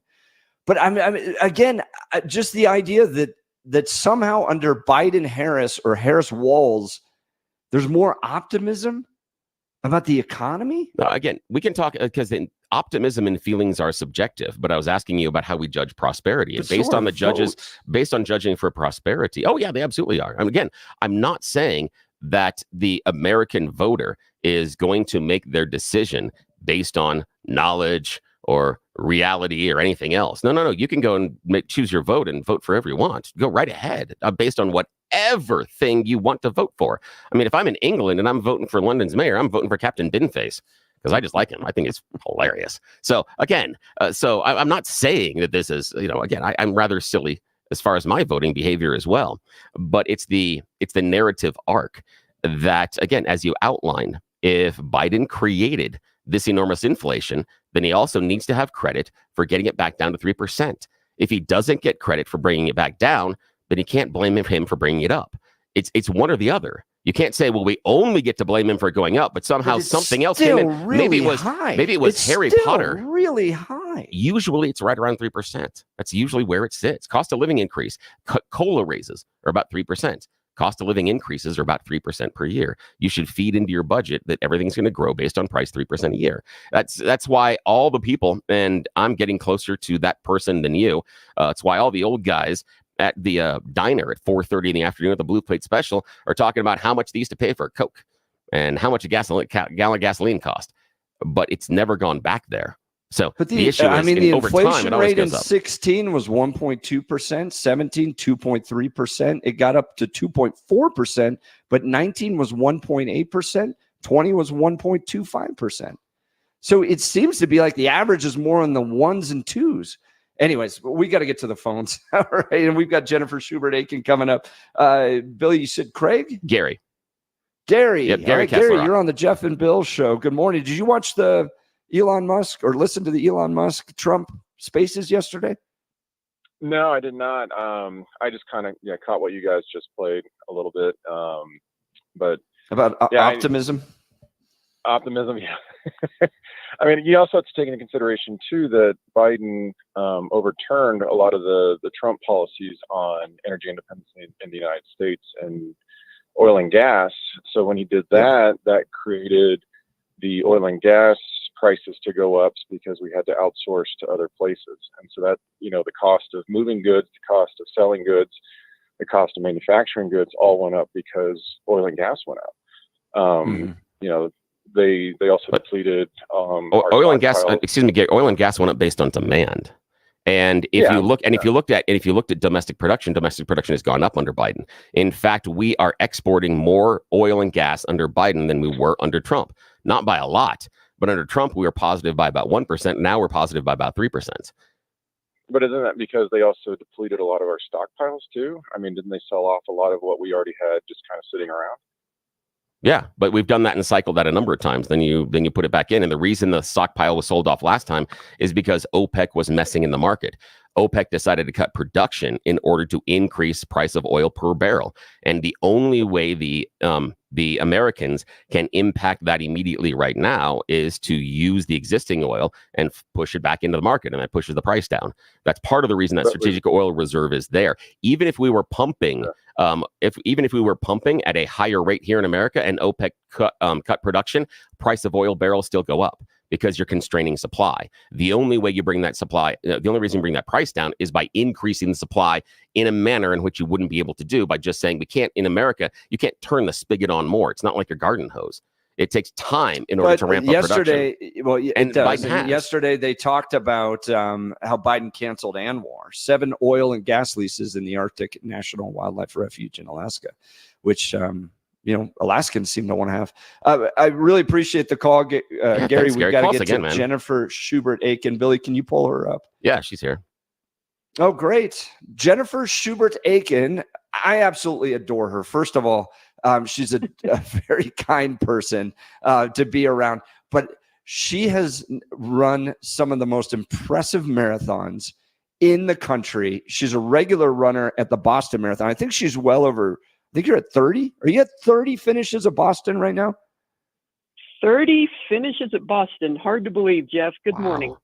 30 finishes at Boston. And then she did what I couldn't do. I tried so hard. I thought I could do it. I tried to run the Leadville 100, which is a 100-mile race at 10,000 feet. Twice I got to about 74, 75 miles, and my lower back just gave out. I just couldn't do it. How many times have you competed Leadville? I've completed Leadville 3 times. I did not finish on 3 other occasions, however, and those are their own stories, as you might imagine. So painful totally. Story. Yes. Oh, I imagine that they are, especially I was 21 hours into running when I finally just sat down and gave up. It's a 30-hour race at 10,000 feet. You run up a huge amount of elevation, but it's a fun race. It's a fantastic race. Anyways, I want to get to what we actually came to talk about, which is the Freedom Conference. So there are a number of great think tanks in Colorado. The Independence Institute, Centennial Institute, which I ran for 8 years, and then the Steamboat Institute. And the Steamboat Institute, from what I understand, Jennifer, was kind of a creation in response to the Aspen Institute. So you all have heard of the Aspen Institute before. It's where all the super uber wealthy Dems get together in Aspen and talk policy. Well, Steamboat Institute was kind of a conservative response to that, to create an opportunity for influencers and donors and even grassroots people to be able to get together, talk conservative policy. You've got an absolutely great lineup coming to the Freedom Conference, August 23rd through the 24th at the Park Hyatt in Beaver Creek, Colorado. Tell us about the Freedom Conference, Jennifer. Yes, Jeff, thanks for the opportunity. I'm always happy to talk about the Freedom Conference. This is our 16th annual Steamboat Institute Freedom Conference, which is hard to believe, going all the way back to 2009 when we held the first one. This is unlike any other conference anywhere in America, and I encourage your listeners to go to steamboatinstitute.org. You can find all the information there about this year's conference, which is, like you said, next week in Beaver Creek. This isn't just another conference. First of all, it's in the mountains, so it's beautiful. Beaver Creek in August, what could be more beautiful than that? We have the best speakers. We have Coyote Gold margaritas, thanks to our friends up in Fort Collins with Coyote Gold. We have Mary Milben, the amazing national anthem singer. She sang the national anthem at the Republican National Convention this summer. We have other live music. We have a member of the cast of the new movie Reagan that's coming out at the end of the month. We have 35 young leaders attending on scholarships, many from Colorado. People come from all over America. This is really a destination event. If you need a dose of inspiration and hope, the Freedom Conference will give that to you. Just a few of the speakers that we have coming this year. We have Jonathan Turley, Catherine Herridge, Sage Steele, who was the longtime host of SportsCenter on ESPN. We have the former Israeli ambassador to the U.S., Michael Oren, and what a timely appearance this is going to be to hear his thoughts on what's happening in Israel right now. So all the good stuff is at steamboatinstitute.org, but we would love to have some of your listeners join us. So, as you know, I hosted a big conference as well, the Western Conservative Summit for years. I always found that the Steamboat Institute, and I've been to your conference, it's more intimate in the sense that you get direct access to the speakers, right? The summit Exactly. was very grassroots oriented. And so as a result, we ended up with 2,000 attendees. Some years even more than that. And so the speakers just couldn't work a room. They just, it was too big. It was You couldn't get that direct access. I've always found Steamboat Institute's event, the Freedom event that you guys put on, as it's like friends hanging out. You get to hear directly from them on the stage, but then we're going to go and have a cocktail together, and we're going to eat dinner together, and we're going to have some fun. It is really a remarkable event. Now, Jennifer, you've been the founder of this. Give us a sense of the history of why you created the Steamboat Institute and what this brings to people in Colorado that get to attend this event, the unique opportunity it brings to them. Right. Well, I'm glad you asked that, Jeff. And I want to point out, I'm the co-founder. So I didn't found it all by myself. My husband, Rick, and a small group of other concerned citizens way back in 2008 when we formed the Steamboat Institute. We did this because we were concerned about the growing size and scope of government, the growing infringement on our freedoms, and we wanted to do something about it.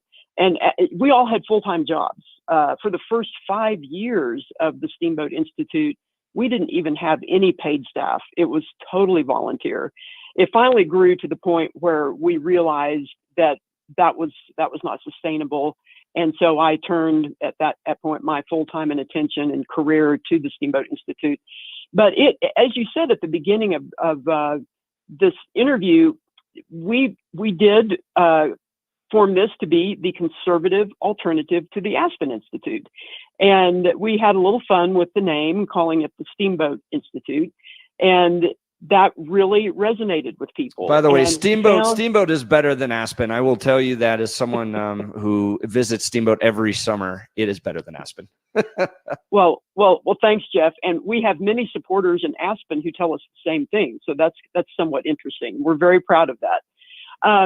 It really is, the Freedom Conference is, as you said, a more intimate retreat-like setting. And this is why I think some of your listeners would really enjoy coming out to Beaver Creek next weekend, the 23rd and 24th, because we capped the size at 400. So there will never be more than 400 people there, which means you really do get that personal one-on-one interaction with the speakers, with the other guests who come from all over America. It's a really quality interaction, and that's why people put this event on their calendar at the end of August every summer. We have people who come from all over the country every year. They make it a destination, vacation, part of their summer, and we make sure people get a quality experience. It's not just sitting in a ballroom listening to speakers one after another, and you never really have a chance to feel like you're part of the event. This is very different. As you said, after the keynote dinner on Friday night, where Ambassador Michael Oren will be the speaker, a lot of people will go out around the fire pit outdoors at the Park Hyatt and continue the conversation, well into the evening. And it's that kind of interaction, and putting on your shorts and flip flops and, going to the Coyote Gold margarita party at the end of the conference on Saturday evening. It's those quality interactions you get that lead to longer term conversations where you really bring people together to have a serious discussion of our nation's problems and to find solutions. But you can also have fun in the process. The Steamboat Institute's Freedom Conference coming up just after the DNC. It'll be a nice palate cleanse after we watch that. It's next weekend, August 21st through the 24th. You can get details at steamboatinstitute.org, steamboatinstitute.org, talking with Jennifer Schubert-Aiken, the chairman and CEO of the Steamboat Institute. All right, final question. As an ultra runner, one ultra runner to the next, what's your favorite race? Well, I would have, as far as the ultra running scene, where you're talking over marathon distance, the Leadville Trail 100, there's nothing like it. That's why we will be at the Leadville Trail 100 race this Saturday. I will be crewing for another runner who's making his first attempt at the Leadville 100. Great. So even though I no longer run that race anymore, I love helping other runners get across that finish line. As far as marathons, well, my heart's definitely always with the Boston Marathon. And will you keep running Boston? I've always said, as long as I continue to have fun doing it and I enjoy the training, I will continue. And right now I feel like I'm in a good place physically and mentally and still looking forward to it. So yeah, Boston 2025 is on the calendar for next year. Fantastic. Jennifer Schubert-Aiken, thanks so much for joining the Jeff and Bill Show. Yeah, thanks a lot. Thanks for having me. Always fun to hear from her. I'm a big fan of Jennifer Schubert-Aiken, the work of the Steamboat Institute. We were kind of brother-sister think tanks for many years and hosted very similar events, but very different events. You know, ours was a little bit more like a Western CPAC, more grassroots, big numbers oriented, lots of media coverage, and hers is more of a kind of family gathering retreat like up in Beaver Creek. I've been there a number of times. It really is a great event. You should go check it out. All right, we'll continue with the conversation about Trump, Musk, and the Spaces conversation that took place. Do you believe that Kamala Harris provides a more optimistic view and direction for this country, especially after listening to yesterday's Spaces? I'd love to hear from you. I don't think so. I thought it was a fantastic conversation of two guys that are going to lead this country in a much better direction. You're listening to the Jeff and Bill Show. News Talk 710 KNUS.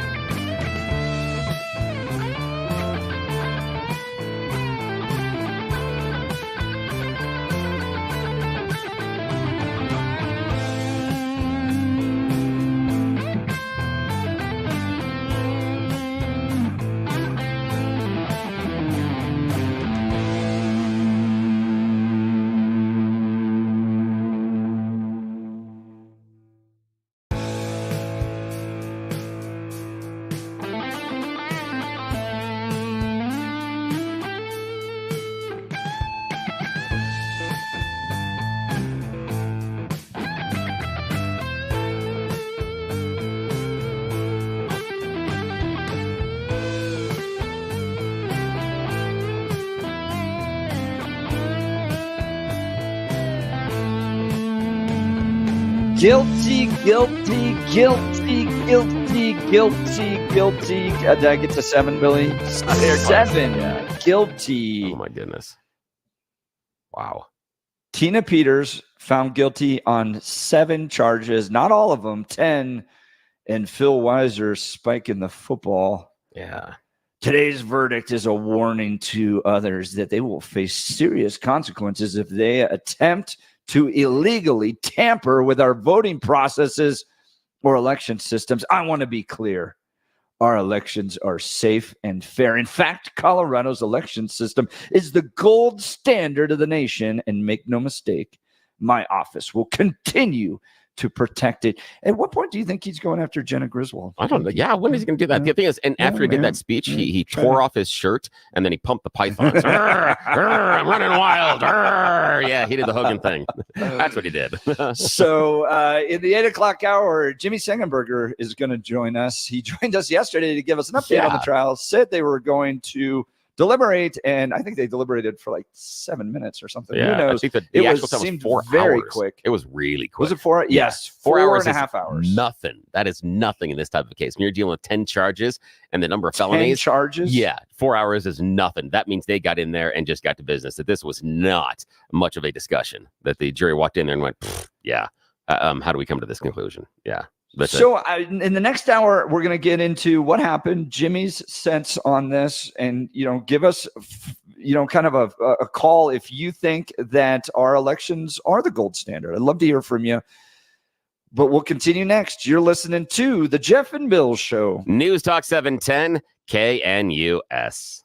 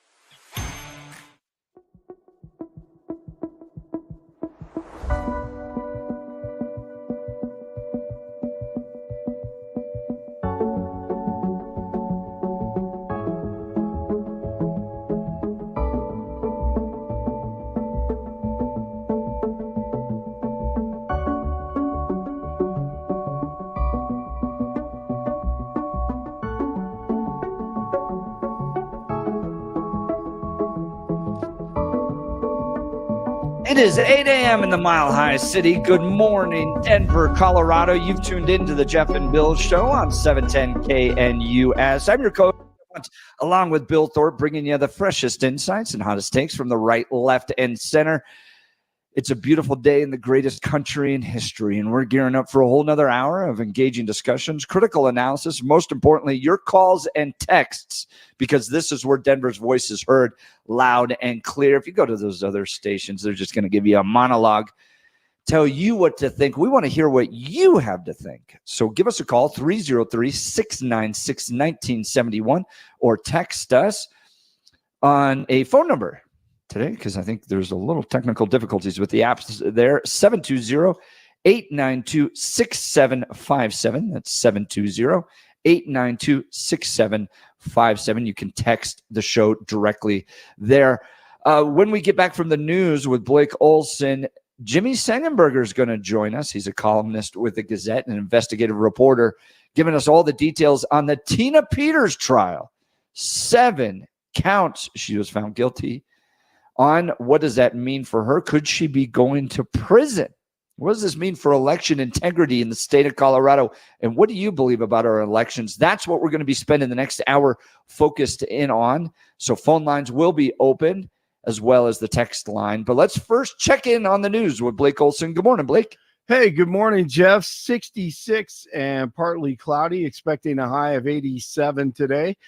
The 7-10 5-day forecast coming up. Our top story, which is basically 2 planes, 2 747s. And the price was $5.7 billion for 2 planes. Now, now they're highly sophisticated. That's insane. They're even nicer than your plane, okay? But much more sophisticated. They're very, I won't say what's on it, but they got a lot of stuff on it. Anyway, that's a crazy number. It's a crazy number. But I said, I'm not going to pay 5.7. I'm not going to do it. I said, who made the deal? Obama and his people. I said, well, then I know the deal's no good. I'm not going to do it. Over a course of about 4 weeks, I got the price reduced by $1.6 billion for the exact same plane, other than we had a nicer paint job, if you want to know the truth. Classic Trump talking Air Force 1 and 2, saving money. Elon Musk and the former president had a 2-hour conversation on X last night. By the end of the day, about 5 billion people expected to engage in the post. One thing I enjoyed was Musk talking about a spending commission. I mean, I think it would be great to just have a government efficiency commission that takes a look at these things and just ensures that the taxpayer money, the taxpayers' hard-earned money, is spent in a good way. And I'd be happy to help out on such a commission. I'd love it if it were formed. Well, you're the greatest cutter. I mean, I look at what you do. You walk in and you just say, you want to quit? They go on strike. I won't mention the name of the company, but they go on strike and you say, that's okay, you're all gone. Now, Isn't it amazing to you as a businessman that they can even survive? Like Illinois, so many people are leaving and you wonder, how do they survive? I mean, how do they survive? And speaking of California, Kamala Harris enters day 23 of hiding in her attic, since Billy said she's not hiding in her basement. Okay, her entertainment room, the movie theater. And her running mate, Tampon Tim, will be in Denver tomorrow, shaking hands with Governor Polis and other Democrats. Walz will speak at a local campaign reception and then mind his own damn business and fly to LA, New York, Boston, and Rhode Island as a part of a week-long tour. A fundraising blitz for the Harris-Walz campaign. Because we know there's a golden rule. Mind your own damn business. Mind your own damn business. Hiya, hello, Governor. This is Tom in Edina, and I noticed my neighbors don't have their masks on. Some undercover audio I received from the Olsons in the Twin Cities. Hey, former Colorado clerk Tina Peters facing up to 22 years in prison for election tampering. Peters was convicted Monday and will be sentenced in October.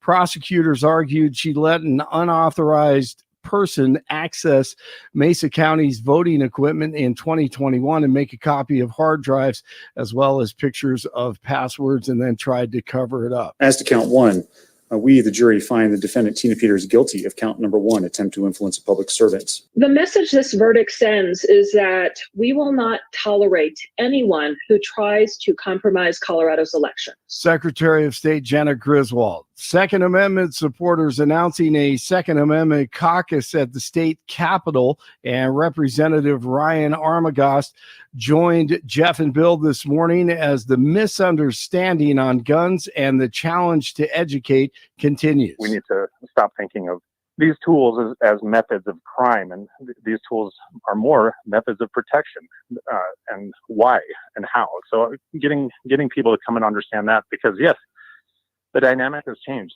So many issues have become so polarized, and this has been dragged so far into the progressive realm of attack. We need to put up a shield.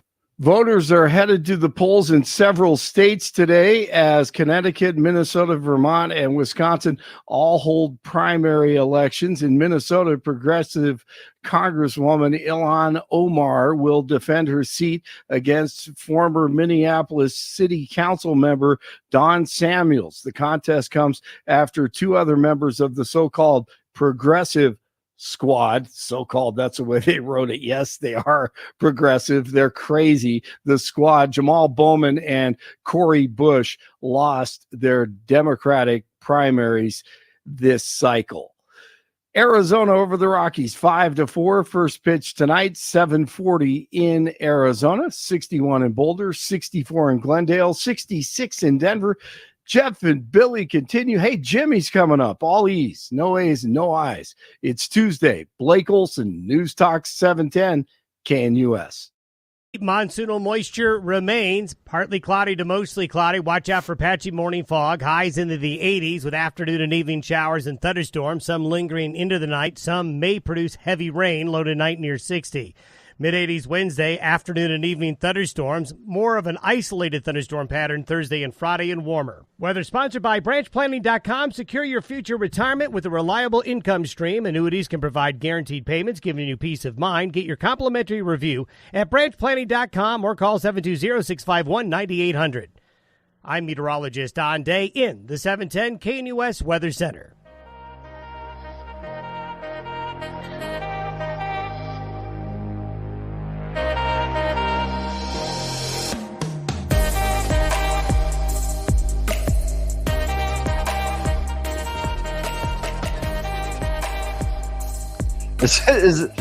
I know Jimmy was known for his intro music. I don't think that is appropriate, Billy, because he had great jazz introduction. Yeah. Blues. He's blues, not jazz. Yeah. Or blues. Blues. Yeah, That's blues right. stuff. Yeah. Yeah, blues is the cooler cousin of jazz. We'll bring Jimmy up here right with this. Yeah, because this is not Britney, but it is Baby One More Time, because Baby Jimmy is back one more time with us. That is right. Hey, Jimmy Sangenberg, guys, great to have you. Can you hear me? Am I on now? Because, yeah, we got you. Yes, I am offended that you brought me back to my childhood where my mom had top 40 radio, including Britney Spears on, and I would literally, I kid you not, single digits. I had a CD player where I would listen to the Allman Brothers, Stevie Ray Vaughan, the same kind of stuff I listen to right now. Oh, that's excellent. Because you got to cleanse morning, that guys. out. That is not the right music to start your morning with. But Jimmy, it's okay. I forgive Bill. Thank you. Jimmy, great to have you back. Investigative journalist and columnist with the Gazette, and radio host on lots of different stations, but as well as 710 KNUS. You were here for many, many years. Jimmy, yesterday, big news. You called it. You said they were going to go into jury deliberations, and they came back very quickly, 4.5 hours. 7 convictions out of 10 criminal charges. Give us a sense of what happened to Tina Peters yesterday. Yeah, this was interesting. I found it striking that within a matter of some 4 hours of deliberations, they came out with their verdict. They had it ready, and it was guilty on 7 of 10 counts, including 4 felony counts and 3 misdemeanors.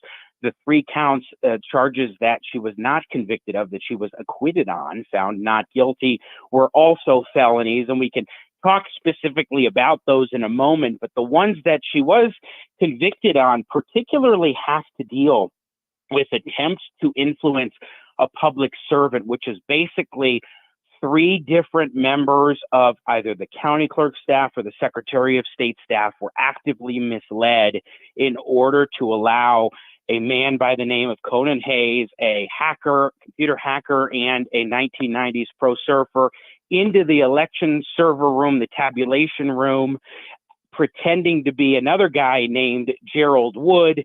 And there was a whole litany of things that they did, Tina Peters and her 2 accomplices who had flipped, in order to get them to engage in this activity of letting somebody in. Because they literally thought and testified, if we knew that this person was not who was being represented and was not authorized to be in the room, we would not have let them be in the room. And those were 3 of the critical felony counts in this case, as well as 1 count of conspiracy to commit criminal impersonation, and 1 count. And then you have 3 counts that were misdemeanors: official misconduct, violation of duty, and failure to comply with Secretary of State requirements. So those are what she was found guilty on yesterday. And what was she not found guilty on? This was interesting. So this included identity theft, criminal impersonation, and another count of conspiracy to commit criminal impersonation. Now, the difference between the 2 counts, the one she was found guilty on, the one she was acquitted on, is a time period. They had brought 2 charges for different time periods, alleging there were separate but related conspiracies, and the jury found her guilty of one of them. I find this interesting because they came back in 4 hours. A lot of times you'd expect, okay, they're coming back with a verdict and they have it, and that means that it's unanimous on all the counts. It's going to go the same way, but it didn't. You had these 3 acquittals, and they all related to Gerald Wood's identity being used by Conan Hayes to get in the facility. I think this comes down to some of the elements of the crime. Don't ask me the specifics. I'm not a lawyer, but there are elements of the crimes that must be proven in order for the jury to find somebody guilty beyond a reasonable doubt. And quite frankly, it was 2 Fridays ago that Jerry Wood had testified. And then late last week, the defense, when Sharona Bishop, somebody who was involved in this conspiracy with Tina Peters, when Sharona Bishop testified, they added at least enough of a sense that there might be something there to a Signal chat, a thread on the app Signal. It's an encrypted messaging app that the defense at least purported indicates Jerry Wood knew or may have known that his identity would be used, even though Wood testified and other evidence supports that he didn't know. It was enough, it seems, to cast a little bit of reasonable doubt. And then there's one other thing that I think helped in that case is that those 3, they may have been as a jury a little bit divided. What do we do on these 3 counts? But if it went past today, if the jury was going to meet past today, then one of the jurors had to leave for family situation. So they would have had to bring in an alternate and start deliberations all over again. So it's also possible that they just figured, you know what, we've got these specific counts and we're agreed on those. Why do we need to spend time hashing out these other 3, especially when we're not sure how we're going to fall on that? So let's just move forward. It's possible that could be the case too, but either way, she has been found not guilty on those 3 counts. So I was looking at Phil Weiser's statement that people will face serious consequences if they attempt to illegally tamper with our voting processes and election systems. I saw some people raising questions online of, okay, was she found guilty of illegally tampering with our voting processes and election systems, or was she found guilty in the impersonations around that? So was she actually trying to tamper with the election systems? Because that's what Phil Weiser seems to make the statement that she was found guilty of.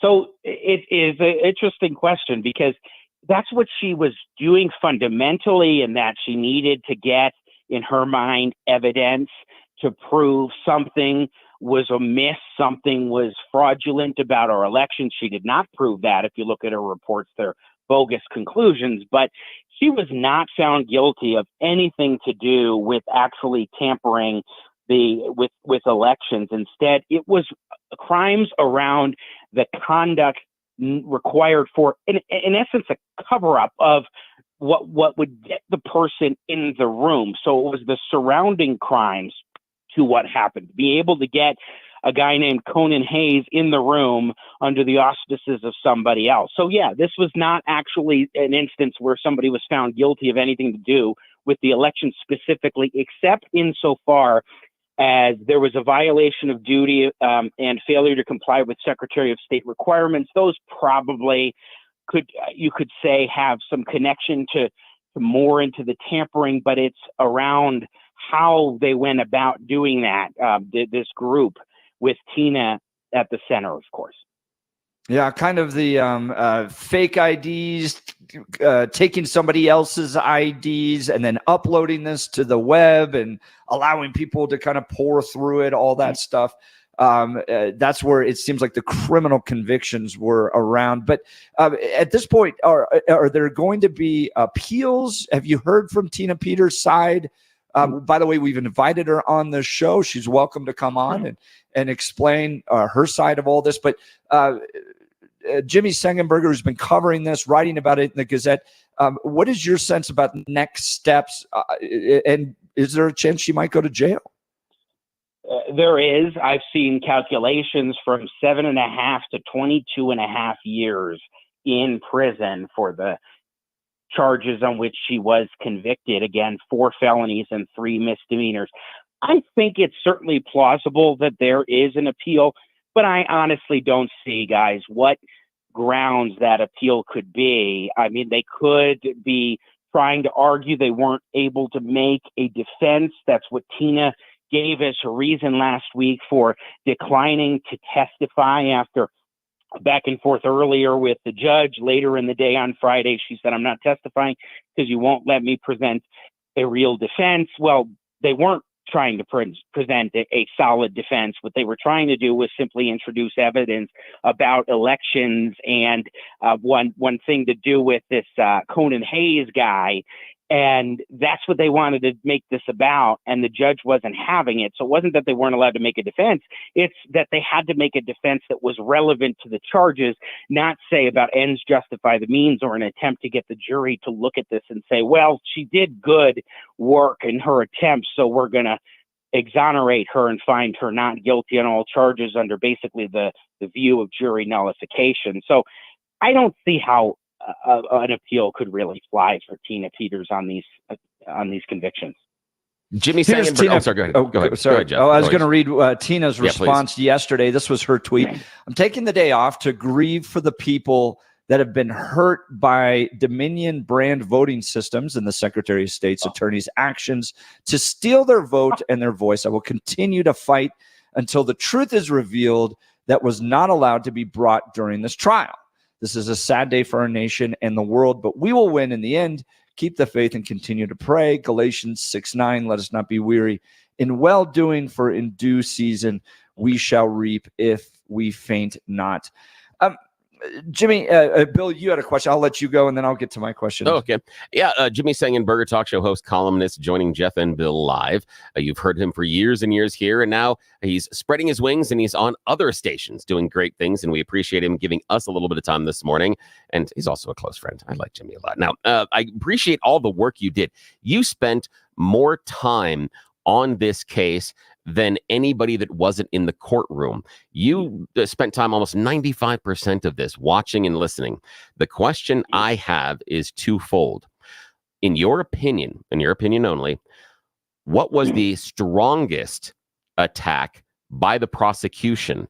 And what do you feel was a strong option by the defense that maybe they didn't spend enough time on? Was there an argument the defense made that could have actually helped Tina more than what we saw happen here? What is your opinion?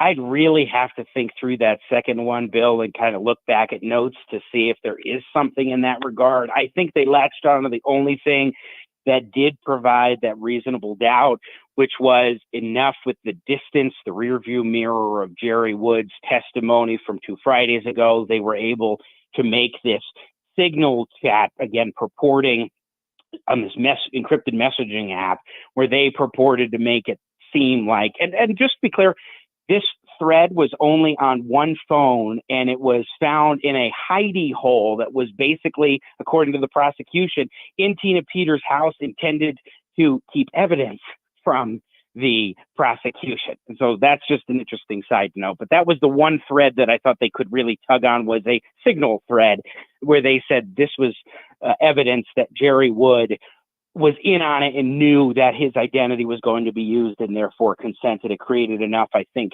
reasonable doubt in that regard.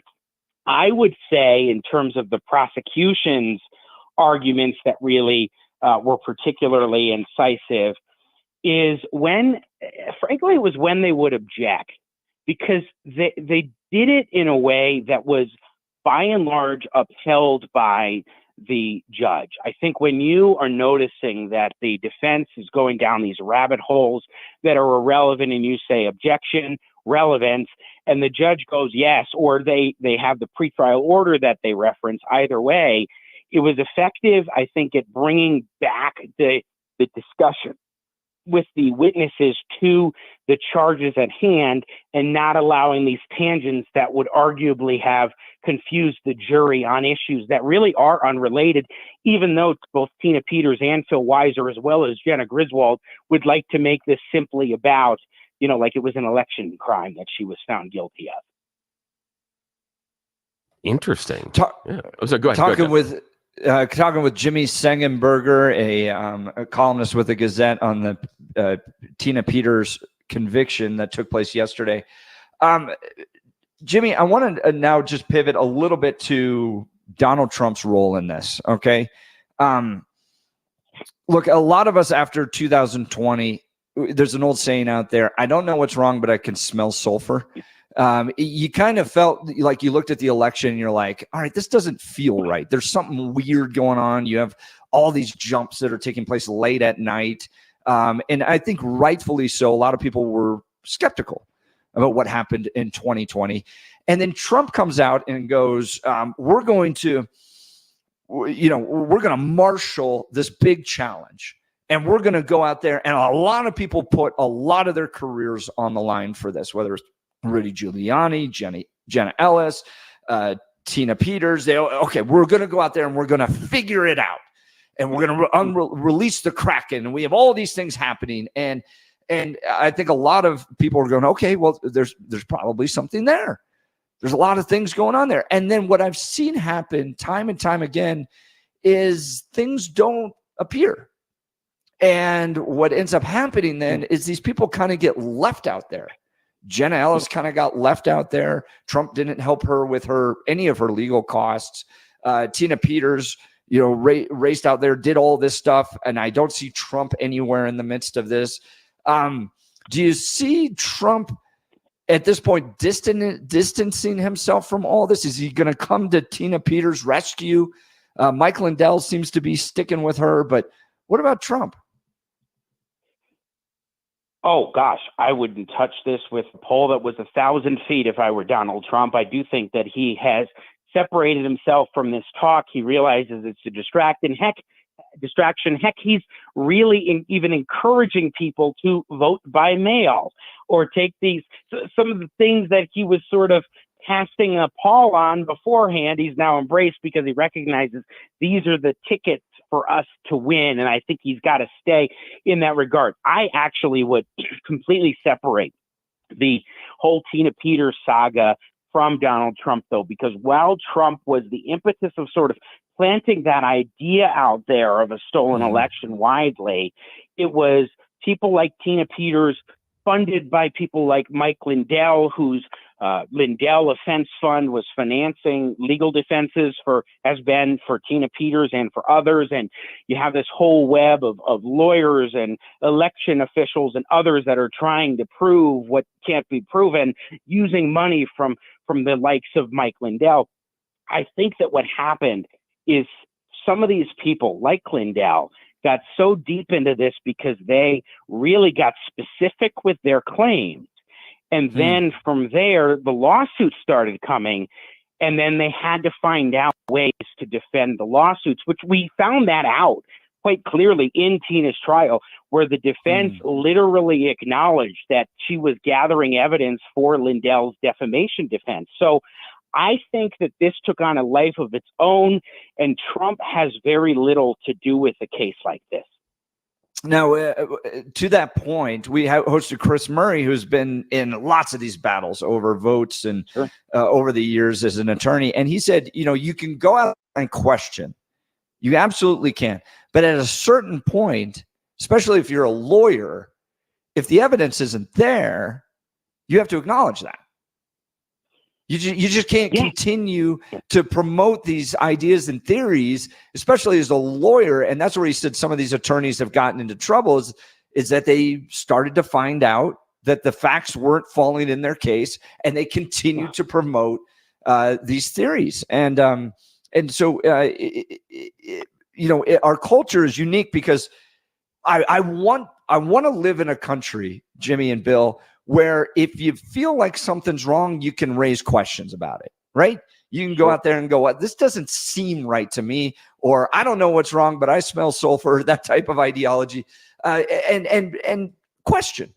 I don't have problems with people that question, but then at a certain point, like to Chris Murray's point, you got to kind of pull back and go, "Well, it's just not there." And in Tina Peters' case, I'm not sure the evidence ever mounted to what she was trying to claim, right? No, certainly by court, that was long gone. I mean, in 2022, I remember having her in studio on 2 different occasions, and she literally could not answer questions. Scrutiny, as I pressed her on these so-called reports that supposedly proved what was wrong and what she had uncovered. There literally was nothing there. But I will tell you, within a few months, at the most, after the November 2020 election, it was clear that there was no there in terms of a stolen election. Were there some things changed because of COVID that may have rigged a benefit towards the Democrats? Yes, we could see that in Pennsylvania and in Georgia and Arizona. There are some changes that were done legally that maybe gave the Democrats an advantage, but there was nothing like this about the voting machines or anything of the sort. And yet here we are. I think this is a flagrant instance where attorneys across the country have been trying to make a case without the evidence, or to make the so-called evidence seem like it was much greater than it was, which is what the attorneys consistently were doing on Tina Peters' legal team. And that's not how you provide a proper defense for your client, except oftentimes the client might say, well, my attorneys did a terrible job, so I want to use that as grounds for appeal. But clearly Tina Peters is, I think, really in on it. She wants that argument to be out there. Her statement that you read, Jeff, from yesterday clearly lays that out. And I don't think her mind is going to change in that regard. And she's going to dig her heels in rather than look at her lawyers and say, shoot, guys, we did the wrong thing here. Yeah, I would agree, Jimmy, because one of the hardest things, and you have some instances, we're not going to talk about your personal life, but you have some instances in your life dealing with someone shorter that may be very opinionated and may feel that it's very difficult to admit they were wrong if they did something that maybe their parents didn't want them to. And so you understand that it's so hard for any individual to admit that they made a mistake. And especially on this level, it would be more remarkable from Tina Peters if she came out and said, whoops, I got this wrong, I apologize. That is the more difficult intellectual exercise, to dig in your heels and say, no, I'm right. Well, anybody that spent more than 5 minutes with a child under the age of 9 understands exactly how that goes. They've seen it. And that's the behavior we're seeing here. It is very childlike behavior. We're talking about I've actually the one of the prosecutors in the rebuttal argument of closing arguments yesterday made the comparison of being caught with her hand in the cookie jar, which is one of those kid analogies, and also the fox guarding the hen house and letting the foxes in.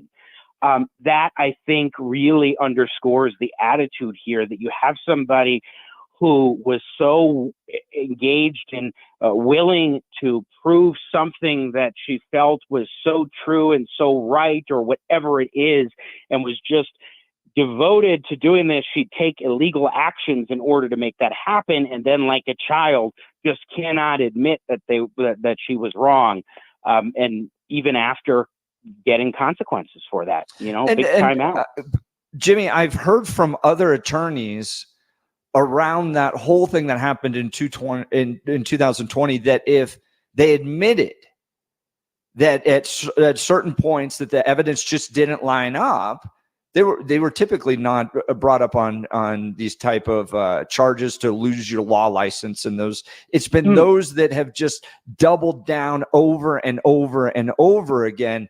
And here's the other side, guys, that we can't miss, is that the left is not totally innocent in all this. Look, we have a Secretary of State. This is what's so just frustrating among conservatives in the state, is you have a Secretary of State that is about as partisan of a hack as you can get, right? Like she takes her marching orders from the far left. She went on a whole effort to try to keep Donald Trump off the ballot while claiming to be the party of democracy. She had a slap down 9-0 from the U.S. Supreme Court. So you're sitting here going, well, the other side aren't these great arbiters of truth either. They're totally partisan. Yeah, that is very true. I think that Griswold, for the most part, to the extent she had any involvement in the Tina Peters saga, wasn't a problem. There was one thing from 2021 that I could complain about, but otherwise she wasn't a problem there. But as far as casting additional shadows over our election or getting people to think that a lot of this is true because look at our Secretary of State, it's very true, Jeff. I mean, she is the fulcrum of a dark money network where she, as president of the Democratic Association of Secretaries of State, which has done so much across the country in terms of electing Democrats, in terms of partisan behavior when it comes to using their election purchase in certain ways. I don't think that that's the same as anything to do with voting machines. It's far from it. But when you have partisanship to that level, hyper partisanship, and time after time after time, example after example after example, it just spurs more of these conspiracy theories because people then find even more reason to believe them. So I would say Jenna Griswold has as much of a role in getting people to buy this as Tina Peters does. Jimmy Sengenberger, a columnist, investigative reporter with the Gazette, and a host on many different radio stations, but regularly on 710 KNUS as well as a guest. Jimmy, I really appreciate you taking time to be with us. I know you got a busy day. You've got some other radio interviews ahead. Thank you for covering this in such detail and being with us throughout it and giving us a good summary of what just happened. Yeah. As she goes into the penalty phase and where she'll end up, I hope you'll join us again. Yeah, and we appreciate you doing all the hard work so we didn't have to. It feels like, we are able to get the A on the group project without doing the work. I think I appreciate that's that. Exactly right. I get my life back. This is nice. Congratulations. Thank you. Congratulations. You're the best, Jimmy. Have a great day. Jimmy Sengenberger. I want to talk to you about my good friend, Dr. Mike at Rocky Mountain Dental Group. Look, with all the work I've had done to my teeth, believe me, finding a good dentist makes all the difference. I'd like to tell you about Dr. Mike at Rocky Mountain Dental Group because he helps people like you and me look and feel amazing by providing the best dental care available. See for yourself all the 5-star reviews at RockyMountainDentalGroup.com. Here's one. I've been going there for over 20 years. Dr. Mike and his entire staff are outstanding. I like the fact that the same person always cleans my teeth. If you need an awesome dentist, Dr. Mike is your guy. Look, if your gums are receding, maybe because you got braces later in life, it's critical to address these issues promptly. Dr. Mike is a top-tier expert in the Chow pinhole surgical technique. This method requires no cutting, no sutures, and virtually no downtime. The procedure involves just making a small hole in the tissue and gently repositioning of the gums. Schedule a free consultation with Dr. Mike and discover the benefits of this revolutionary procedure. Call 303-233-1335 or visit RockyMountainDentalGroup.com. That's RockyMountainDentalGroup.com to book your free consultation today. So, Billy, here's where I want to go with that interview. And I'd love to get calls on this. Yeah. Because we're getting some text messages, right? And feel free to text us. Like, am I wrong in the sense of going, guys, there doesn't seem to be any there, and continuing to pursue this like Dominion strategy of flipping votes and problems in the code is the right thing to do because or maybe I got confused in my sentence there, but my critique that continuing to go down this path is wrong, and it's creating more problems for conservatives and Republicans. We need to be focused on winning elections. And or am I wrong about it? Like, is there actual voter fraud that is taking place here on a systemic level that needs to be confronted, and we're just not being strong and bold enough? And Tina Peters is a martyr for good. I'd love to hear from you about that. 303-696-1971, 303-696-1971. I don't like the state of our elections in Colorado. I do not believe we are the gold standard. I believe we carpet bomb the state with ballots. I believe that we don't have a good sense if ballot harvesting is taking place, because I've asked the former Secretary of the State this directly. How do you know that people aren't turning in 10 ballots? Well, we have cameras. Do you check the cameras? Not really. So we carpet bomb the state. We do ballot harvesting. Signature verification between 2016 and 2020 resulted in 100,000 ballots being discarded. Is that process good? Do you trust it? I've noticed that since we've done this, the state has gotten wildly more progressive. And is that because we're getting the right voters in? Like, are we just getting the voters that are more progressive? All of a sudden, when you mail out ballots, that's who votes? Wild progressives? Is that good for our state? I would love to hear from you where you think the state of Colorado is with its elections. Text us on, I would say, the 710 KNUS app. But I need to give you a phone number, 720-892-6757. You're listening to The Jeff and Bill Show. News Talk 710 KNUS.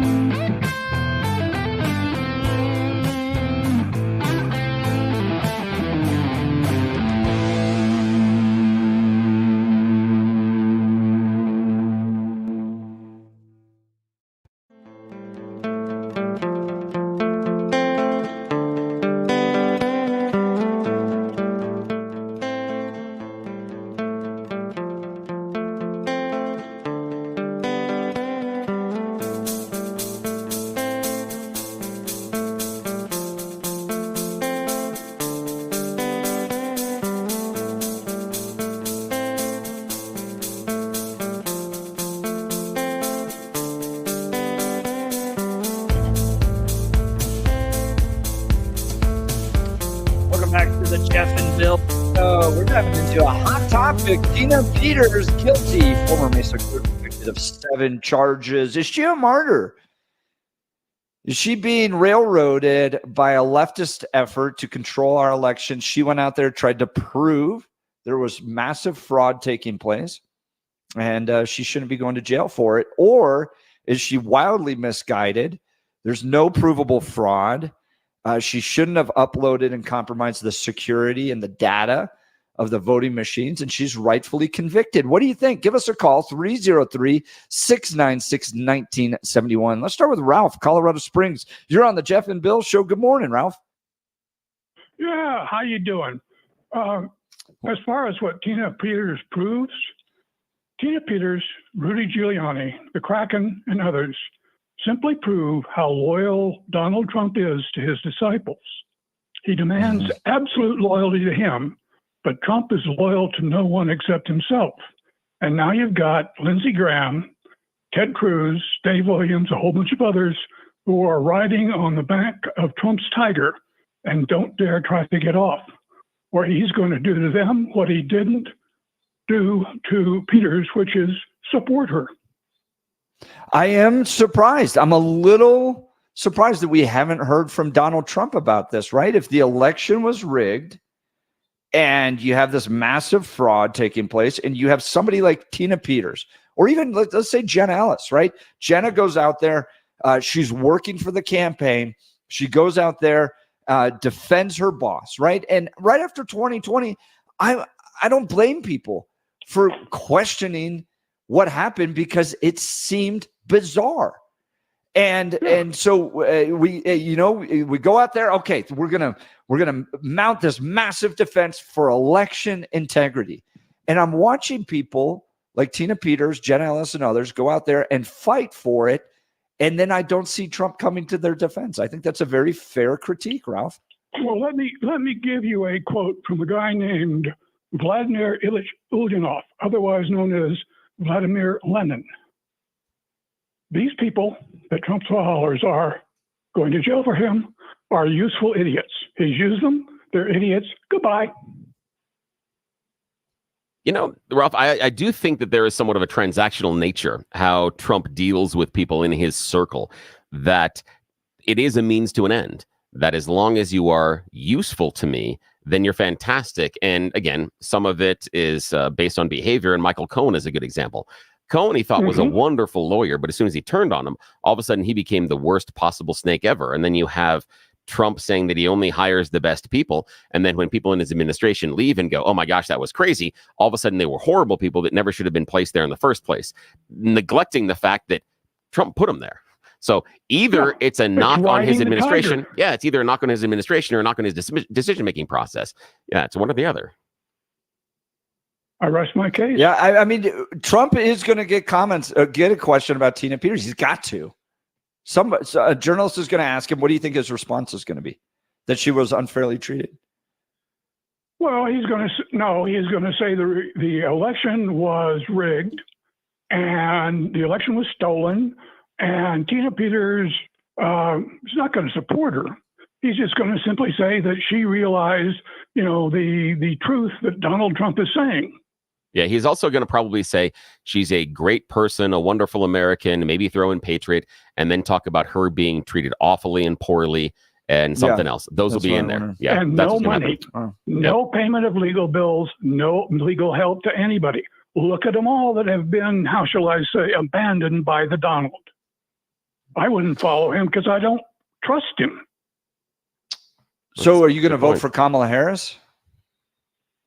I don't know. I know that I'm not, at this point, look, I go back to the Air Force Academy, and there is a tradition that you judge people by how the people around them, the people that work for them, judge them. I know one thing is, if you are loyal to your troops will be loyal to you. But looking at Trump, he has no loyalty whatsoever to his troops. So I can't see him being loyal to anything other than Trump. I can't even see him being loyal to the United States or the Constitution. He's only loyal to Trump, and he'll screw anyone that crosses him. So no, I will not vote for Trump. I don't know what I'm going to vote for, but it ain't going to be Trump at this point. But so in a binary world, that would then be a vote for Harris, don't you think? Well, here in Colorado, I mean, how shall I say? Who have I voted for? Well, Ross Perot was my favorite. That was the only vote for a candidate that I ever made in the last, several decades. Everything else has been voting against. I don't need to vote against Trump here in Colorado because everybody else will. So, I have no idea who else is in the race, but I'll find out come November. Well, Ralph, Colorado Springs, I appreciate the call. Ralph's line will be open, 303-696-1971. Look, I'm a Trump fan still. I believe he's absolutely the right guy to lead this country at this moment, but it doesn't mean I think he's perfect. And I think this is an area where I see a weakness, particularly because I've known Jenna Ellis for a good portion of her career. She's a personal friend. And I've watched her get abandoned, what I feel like is abandoned by the Trump operation when she went out there and fought hard for him under the guise that she believed that the election had serious problems. And so I feel like I can openly critique somebody in one area, but still believe that they're the best when it comes to a binary choice versus Kamala Harris. And that's where I land. All right, we'll continue this conversation. You're listening to the Jeff and Bill Show. News Talk 710 KNUS.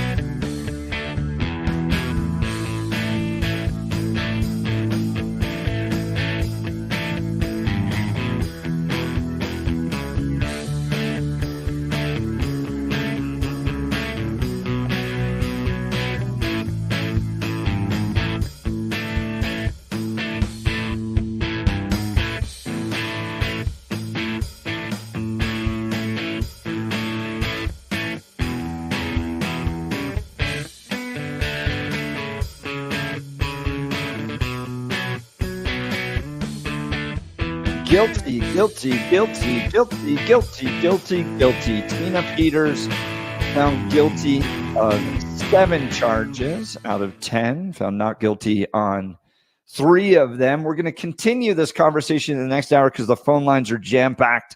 Tina Peters, a martyr, fighting for what is right against election fraud, or is she wildly misguided and a total distraction because there is no widespread fraud? Therefore, what she did to try to cover up her actions, she is justifiably guilty and should be punished.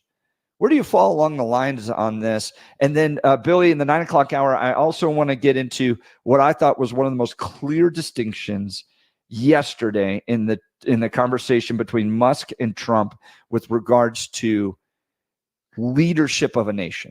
And whether or not Kamala Harris, like really, Kamala Harris is such a strong, bold leader at the top of her game that she can effectively lead the most powerful nation in the world. I thought it was one of the most clear distinctions that took place yesterday. Look, if you're considering selling your home, go with the team that's not only going to give you top-level service, but will help you earn more from the sale of your home than any other agent. Gay Ribble is proven to get more for her sellers because they have ready buyers looking for a home in your area. They don't just make this claim.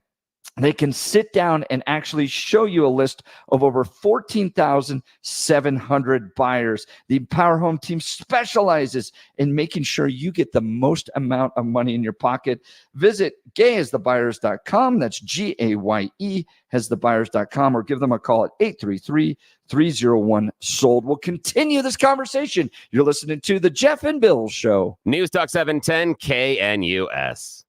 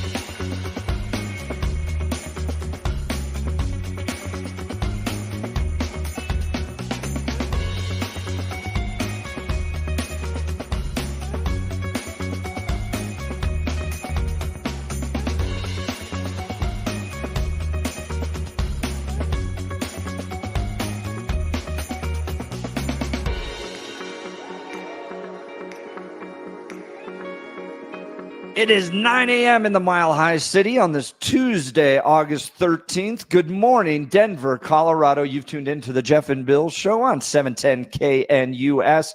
I'm your co-host, Jeff Hunt, along with Bill Thornton, bringing you the freshest insights and hottest takes from the right, left, and center. It's a beautiful day in the greatest country in history. You have won the lottery. You woke up in the United States of America, and we're gearing up for a whole nother hour of engaging discussions, critical analysis, and most importantly, your calls and texts, because this is where Denver's voice is heard loud and clear. So get another cup of coffee, Denver. It's the 9 o'clock hour, and let's dive into the issues that matter most to you right here, right now. Coming up after the news with Blake Olson, we're going to dive into both the Musk and Trump conversation that took place on Spaces yesterday, as well as the Tina Peters verdict. And we want to get your thoughts. We have one open line, 303-696-1971. Give us a call. We'd love to hear from you. While we're doing that, let's check in on the news with Blake Olson. Good morning, Blake. Hey, good morning, Jeff. 70 and partly cloudy, expecting a high of 87 today.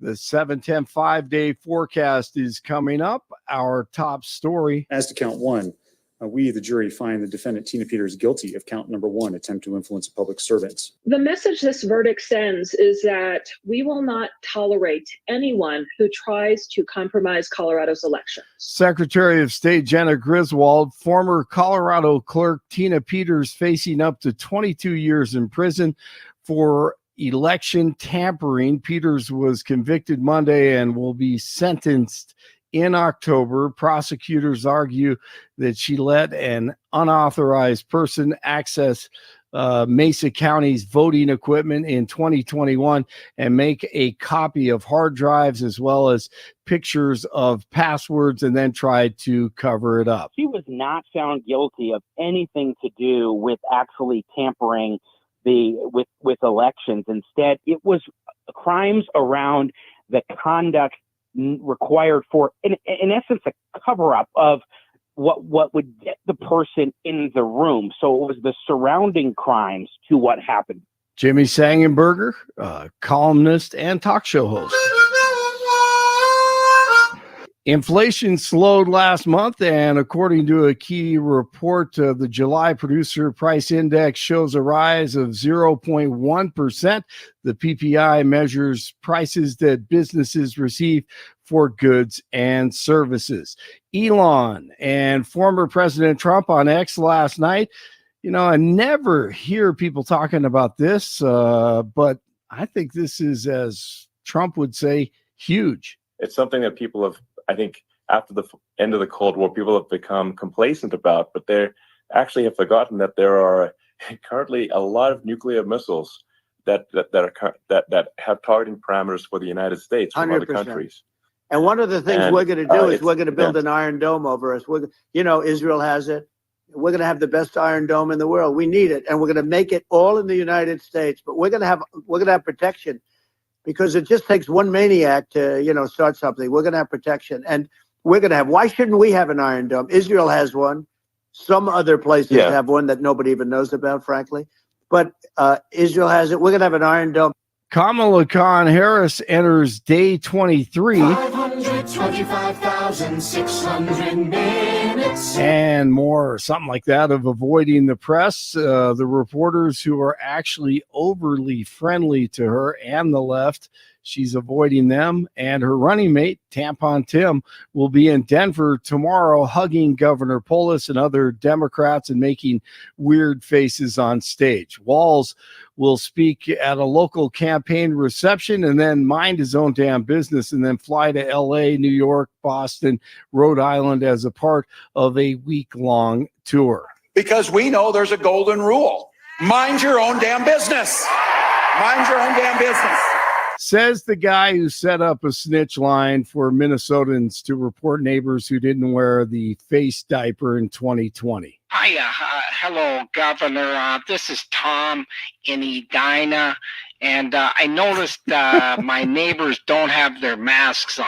I don't know where I got that sound. It was undercover. That is amazing, Blake. You got actual audio evidence of Tim Walz's hotline, huh? Yes, I know a lot of Olsons up there.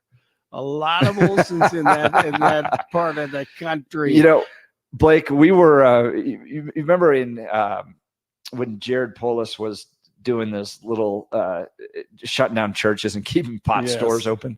Yeah, saving people's lives. You know, we were listening in on his conversations to faith leaders until Jared Polis found out I was listening in on his conversations. Is to that church leaders and right? kicked me off.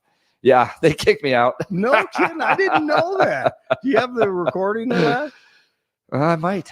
You We need might to have been find- you making need to find sure the that they weren't violating any constitutional rights. Wow. I'm I'd big love into to- that love thing. to hear that. I think that's awesome. Thank you for Yeah, telling they me kicked me out. That's awesome.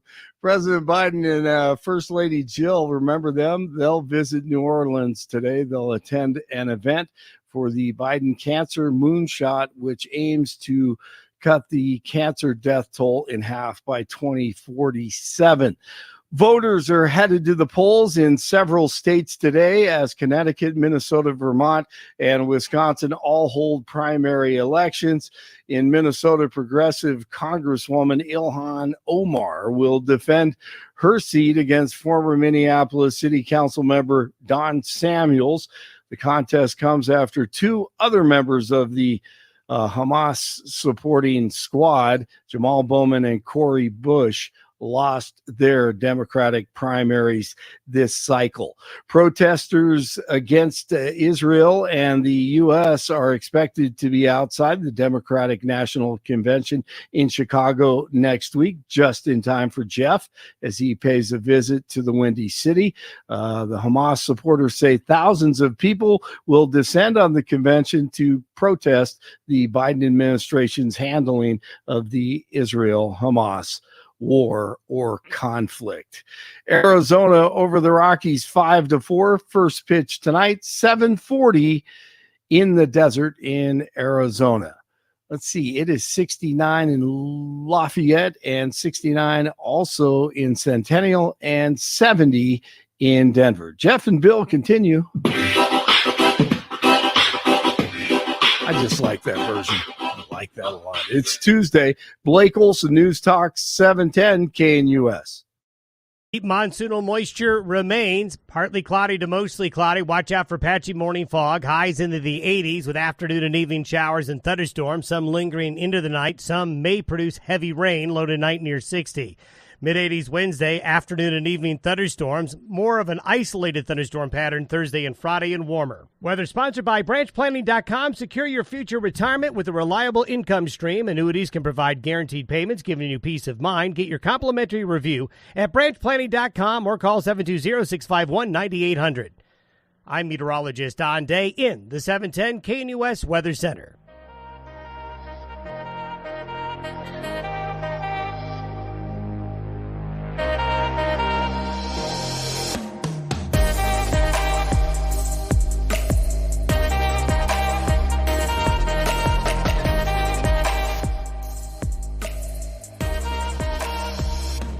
If to talk here just for a second, we're going to talk Tina Peters and some of the pain that she may be going through in the near.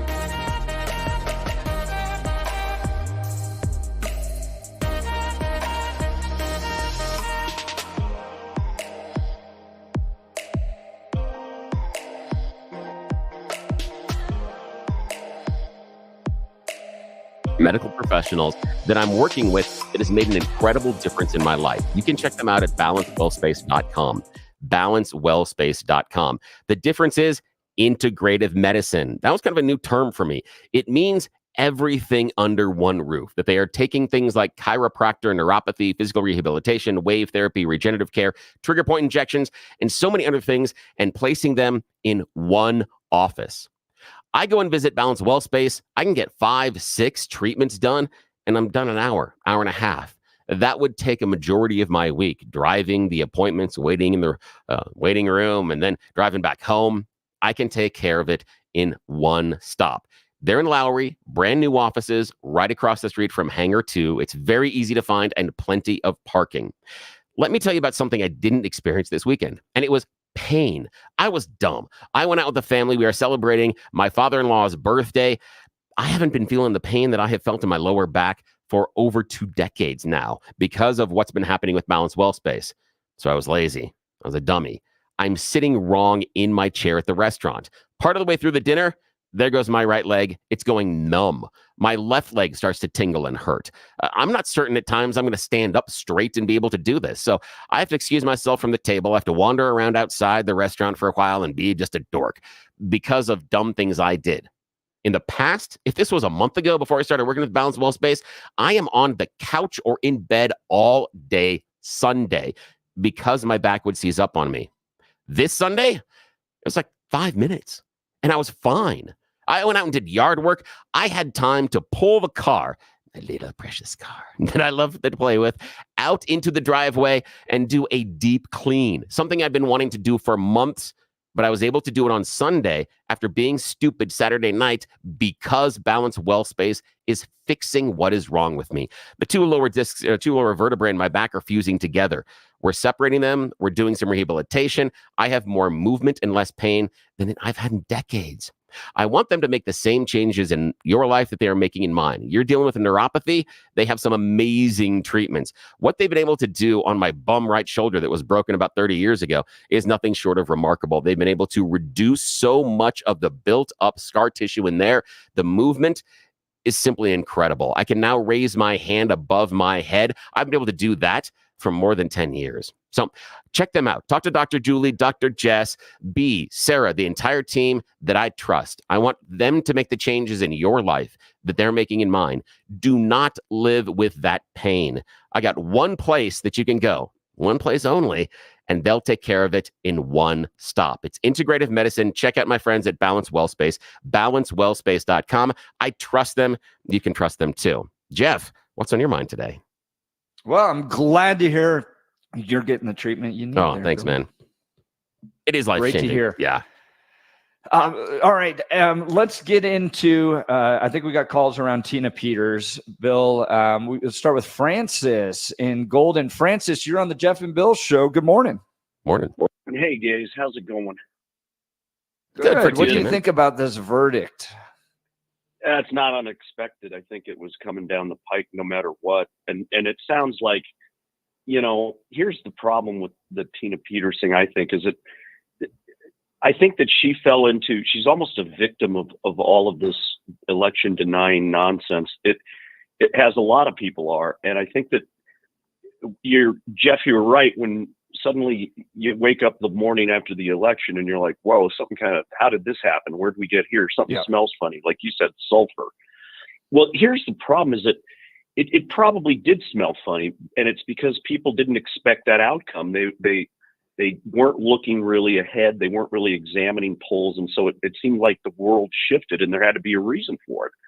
And so rather than, examine whether or not they were looking at the world correctly going into the election, they look at externally and say, well, there has to be some other explanation. There has to be conspiracy. It has to be dominion.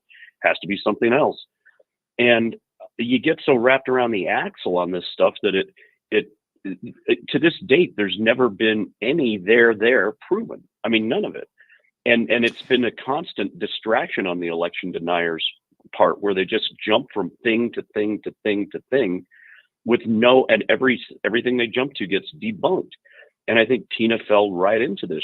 She took on this martyr type role of I have to be the one who can, preserve the records, preserve electronically what's in the machine before they do this upgrade. And to the extent she went into these, I mean, it's crazy. She gets somebody in, some purported, cyber expert in on a fake ID to go to image the hard drives. And then she takes those to Mike Lindell. And of course that produces a whole lot of nothing because there isn't anything there. And so, but in one aspect, Francis, you're right. There's nothing there, right? And so in the idea that there's massive, there's a code within Dominion that somehow changes a massive amount of votes from Donald Trump to Joe Biden. I just haven't seen the evidence of it. But part of the reason why it gets so convoluted, Francis, is that on the other side, you have the left going, this is the gold standard. We have the gold standard election in this system in this state. And I sit there and I go, Well, there's a lot about this that I don't like. One, we carpet bomb the entire state to my house. I still get ballots from people that live in Oklahoma, right? So I've got that going on where I just have ballots show up and, we send them back and write on there, no longer lives here and that type of thing. I don't know what I'm supposed to do with them. So we try to notify that these people don't live here anymore, but we carpet bomb the entire state. And then one of the things that I think conservatives rightly raise is wherever this system has been implemented of mail-in ballots and month-long voting systems, the community doesn't just lean a little left, they steer into the progressive ditch. And so you as a conservative sit there and go, well, this is weird. It's just weird. I'm sorry, but the fact that when communities embrace this, and sure, a Republican Secretary of State, Wayne Williams, was part of the implementation of mail-in ballots. And yes, it makes our lives a lot more convenient. I get all that. But California is a progressive, deep blue state. Colorado's now that way. New Mexico's now that way. And it just seems like it stinks, and I don't like it. So, yes, you're right that Tina Peters' effort to try to prove that Dominion was into some vast conspiracy didn't play out, and there was no there. But there's a lot about our elections that I don't like, and I think a lot of conservative and even fair-minded people in the state of Colorado don't like.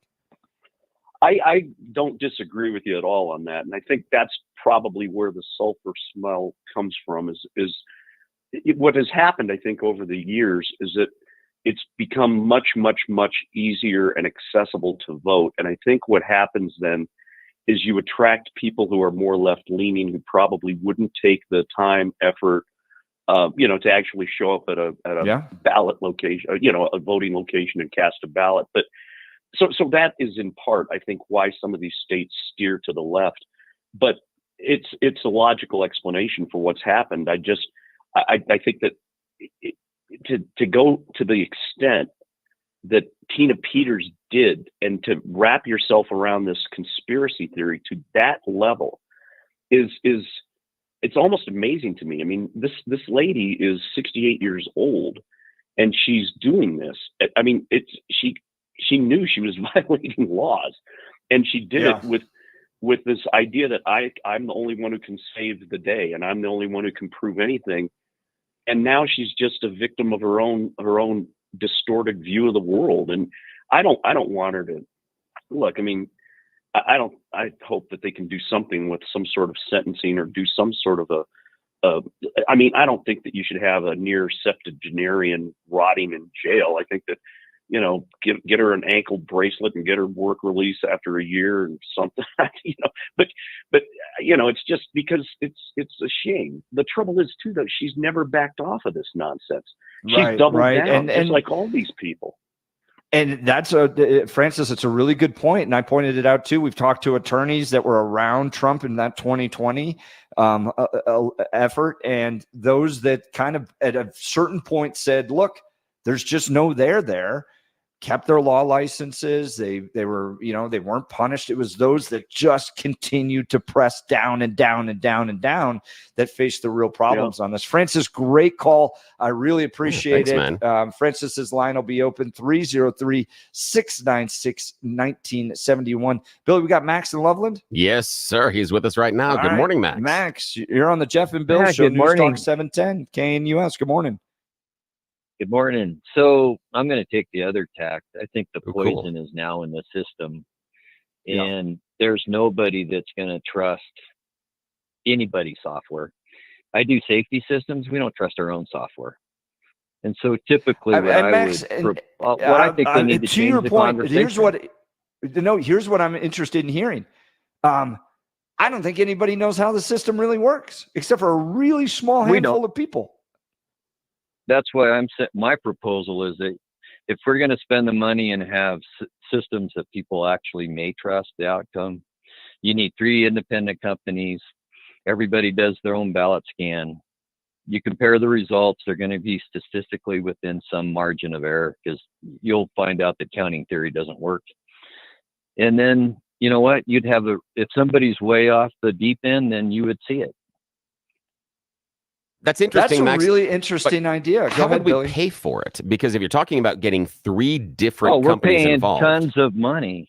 You think that if you think it's not costing us a lot of money to have this fight? I'm not saying it's not costing us a lot of money. I'm saying that it sounds like to me your proposal costs more. And I'm not saying it's invalid. Yes. I'm just saying where and how are we going to find the money? Because the one thing that we normally don't like to do is to raise taxes on ourselves.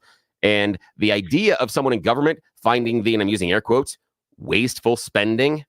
I've been watching politics for over 3 decades. Haven't found a single one of them find any of the wasteful spending. They all promise to. Somehow it's really hard to find or they're not looking. So I don't believe that promise anymore. So what I'm curious about is how do we convince the voters that we need to tax them more in order to spend more money on this system? That's where I think the big hurdle you have in front of you. Look at Venezuela right now, right? I mean, granted, Maduro cut the election off, period, but nobody trusts what's coming out of the boxes, right? So it's going to cost you a whole lot more money to fight every election tooth and nail, and then at the end of it, nobody trusts the election, because on the long term of that, everybody's going to think the other guy that's in office got there illegally. Yeah, and I think that's the problem. You're ruining basically any trust in the government, which they shouldn't have any anyways. I mean, but and Billy, any trust to that his you point, have in the government's completely gone. Billy, to his point, you still have Nancy Pelosi believing that Donald Trump rigged the system in 2016.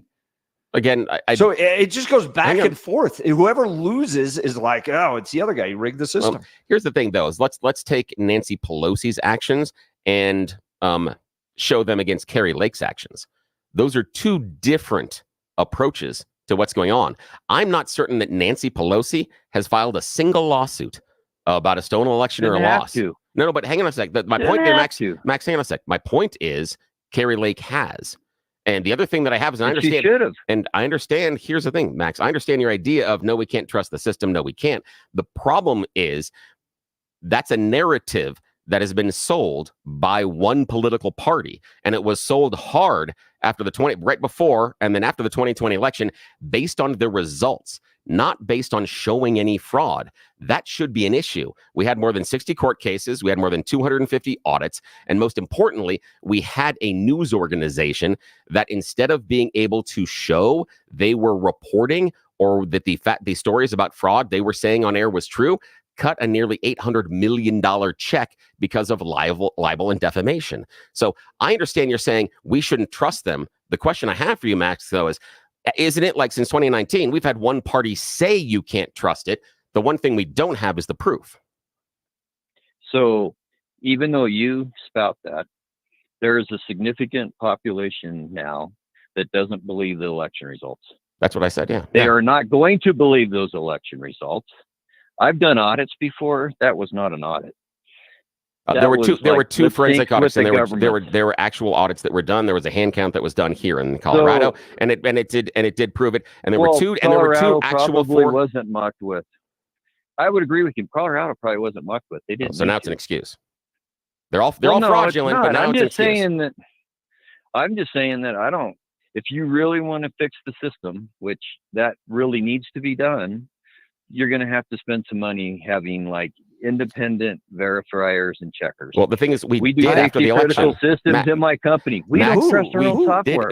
But Billy, we did afterwards. Who was the independent? Who was the independent auditors? There are two companies that are authorized to do forensic investigations in this country on voting machines and processes. Both of them went in Arizona and said that it was clean. Cyber Ninjas also said it was clean. But no, this is actual. These are actual forensic investigators. They're authorized to do it. They're licensed for it. That's not in there right now, right? The system wasn't supposed to have an updatable modem. They all had modems on them. They had a whole bunch of stuff they weren't supposed to be allowed to do. Not all of them had modems. Max, not all of them had modems. There's some voting machines. Enough of them had modems, right? At some point, they put them on a modem. That goes on the internet. Yeah, I know, but can you show during the you process? Have they had consolidated things. They put the USB sticks in. They had compiled the data. They transmitted that data.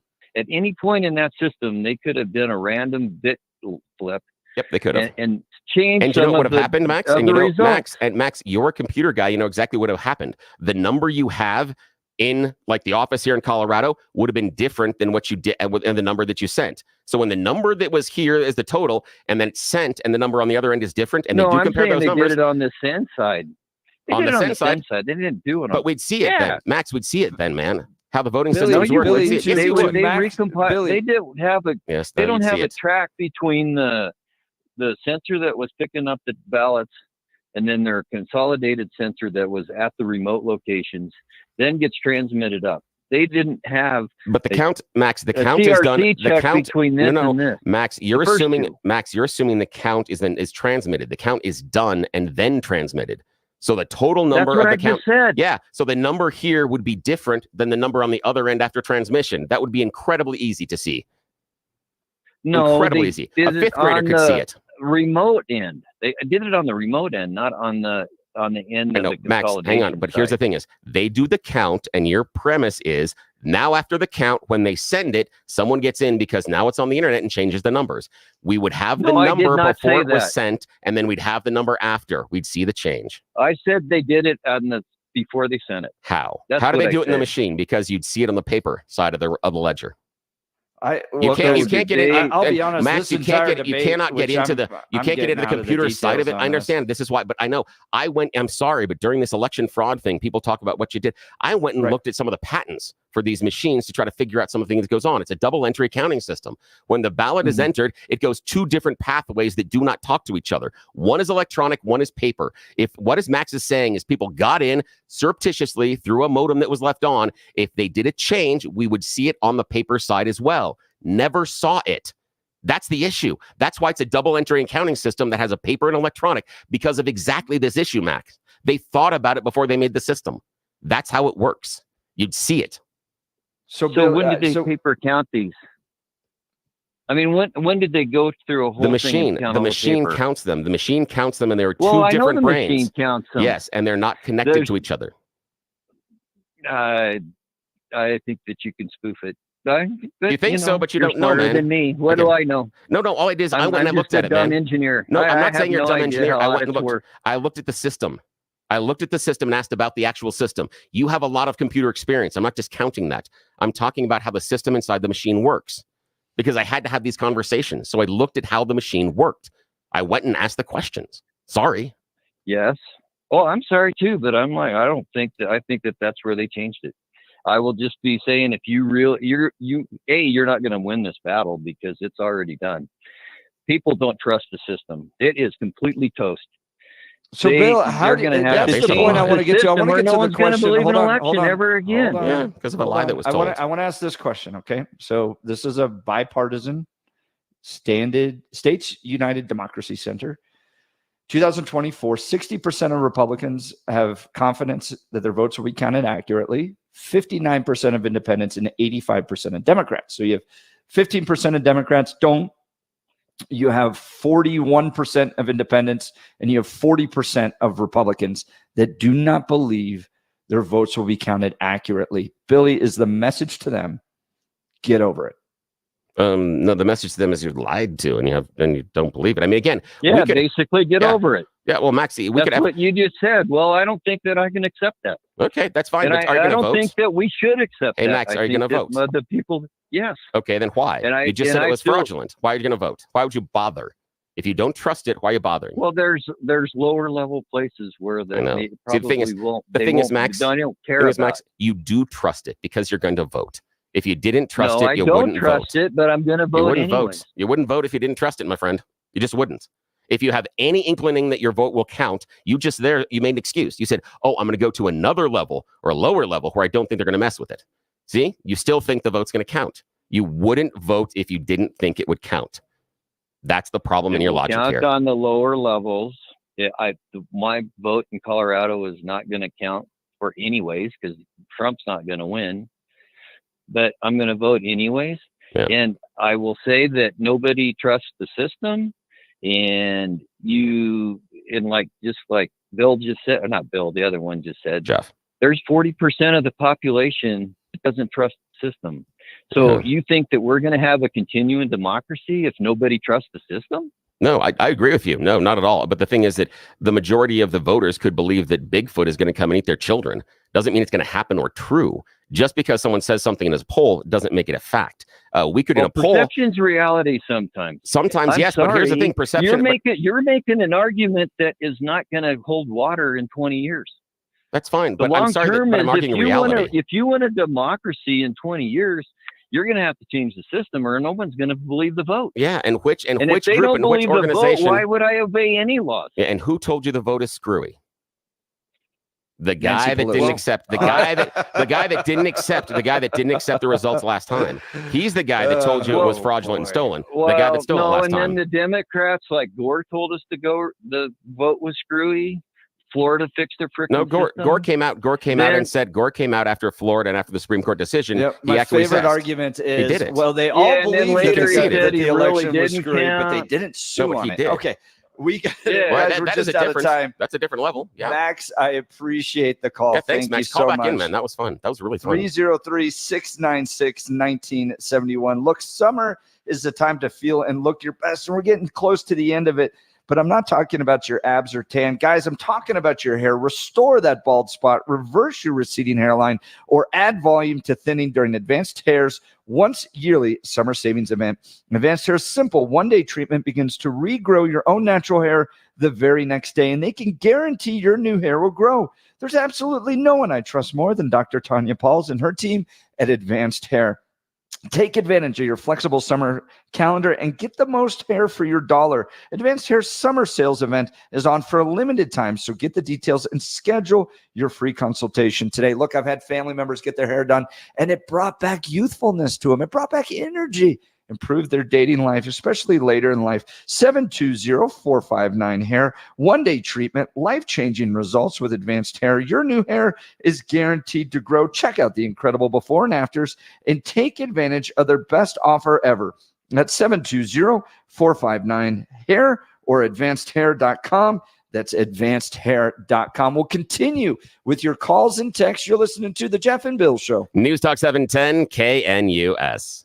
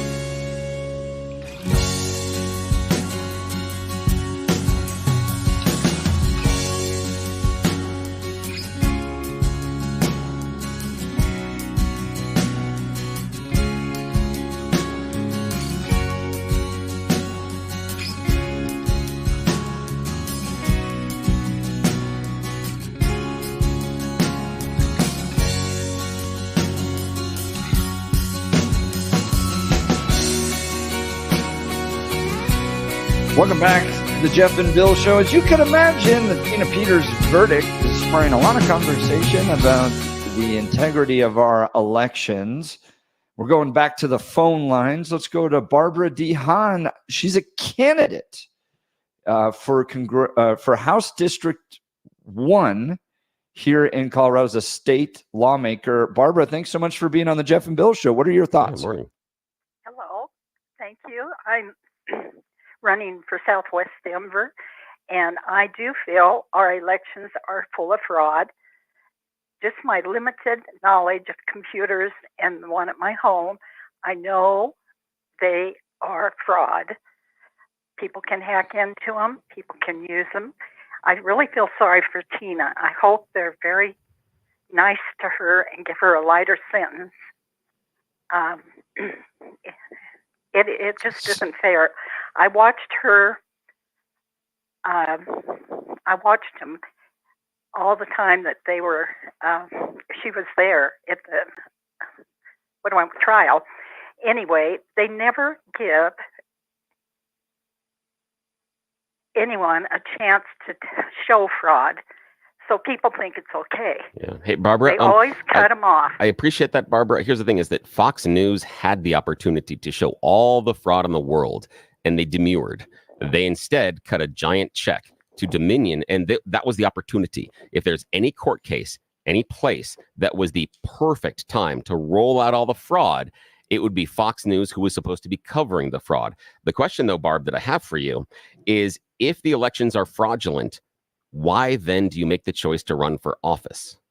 Wouldn't the fix be in? I think people need a person that is truthful and gives them another person to choose from.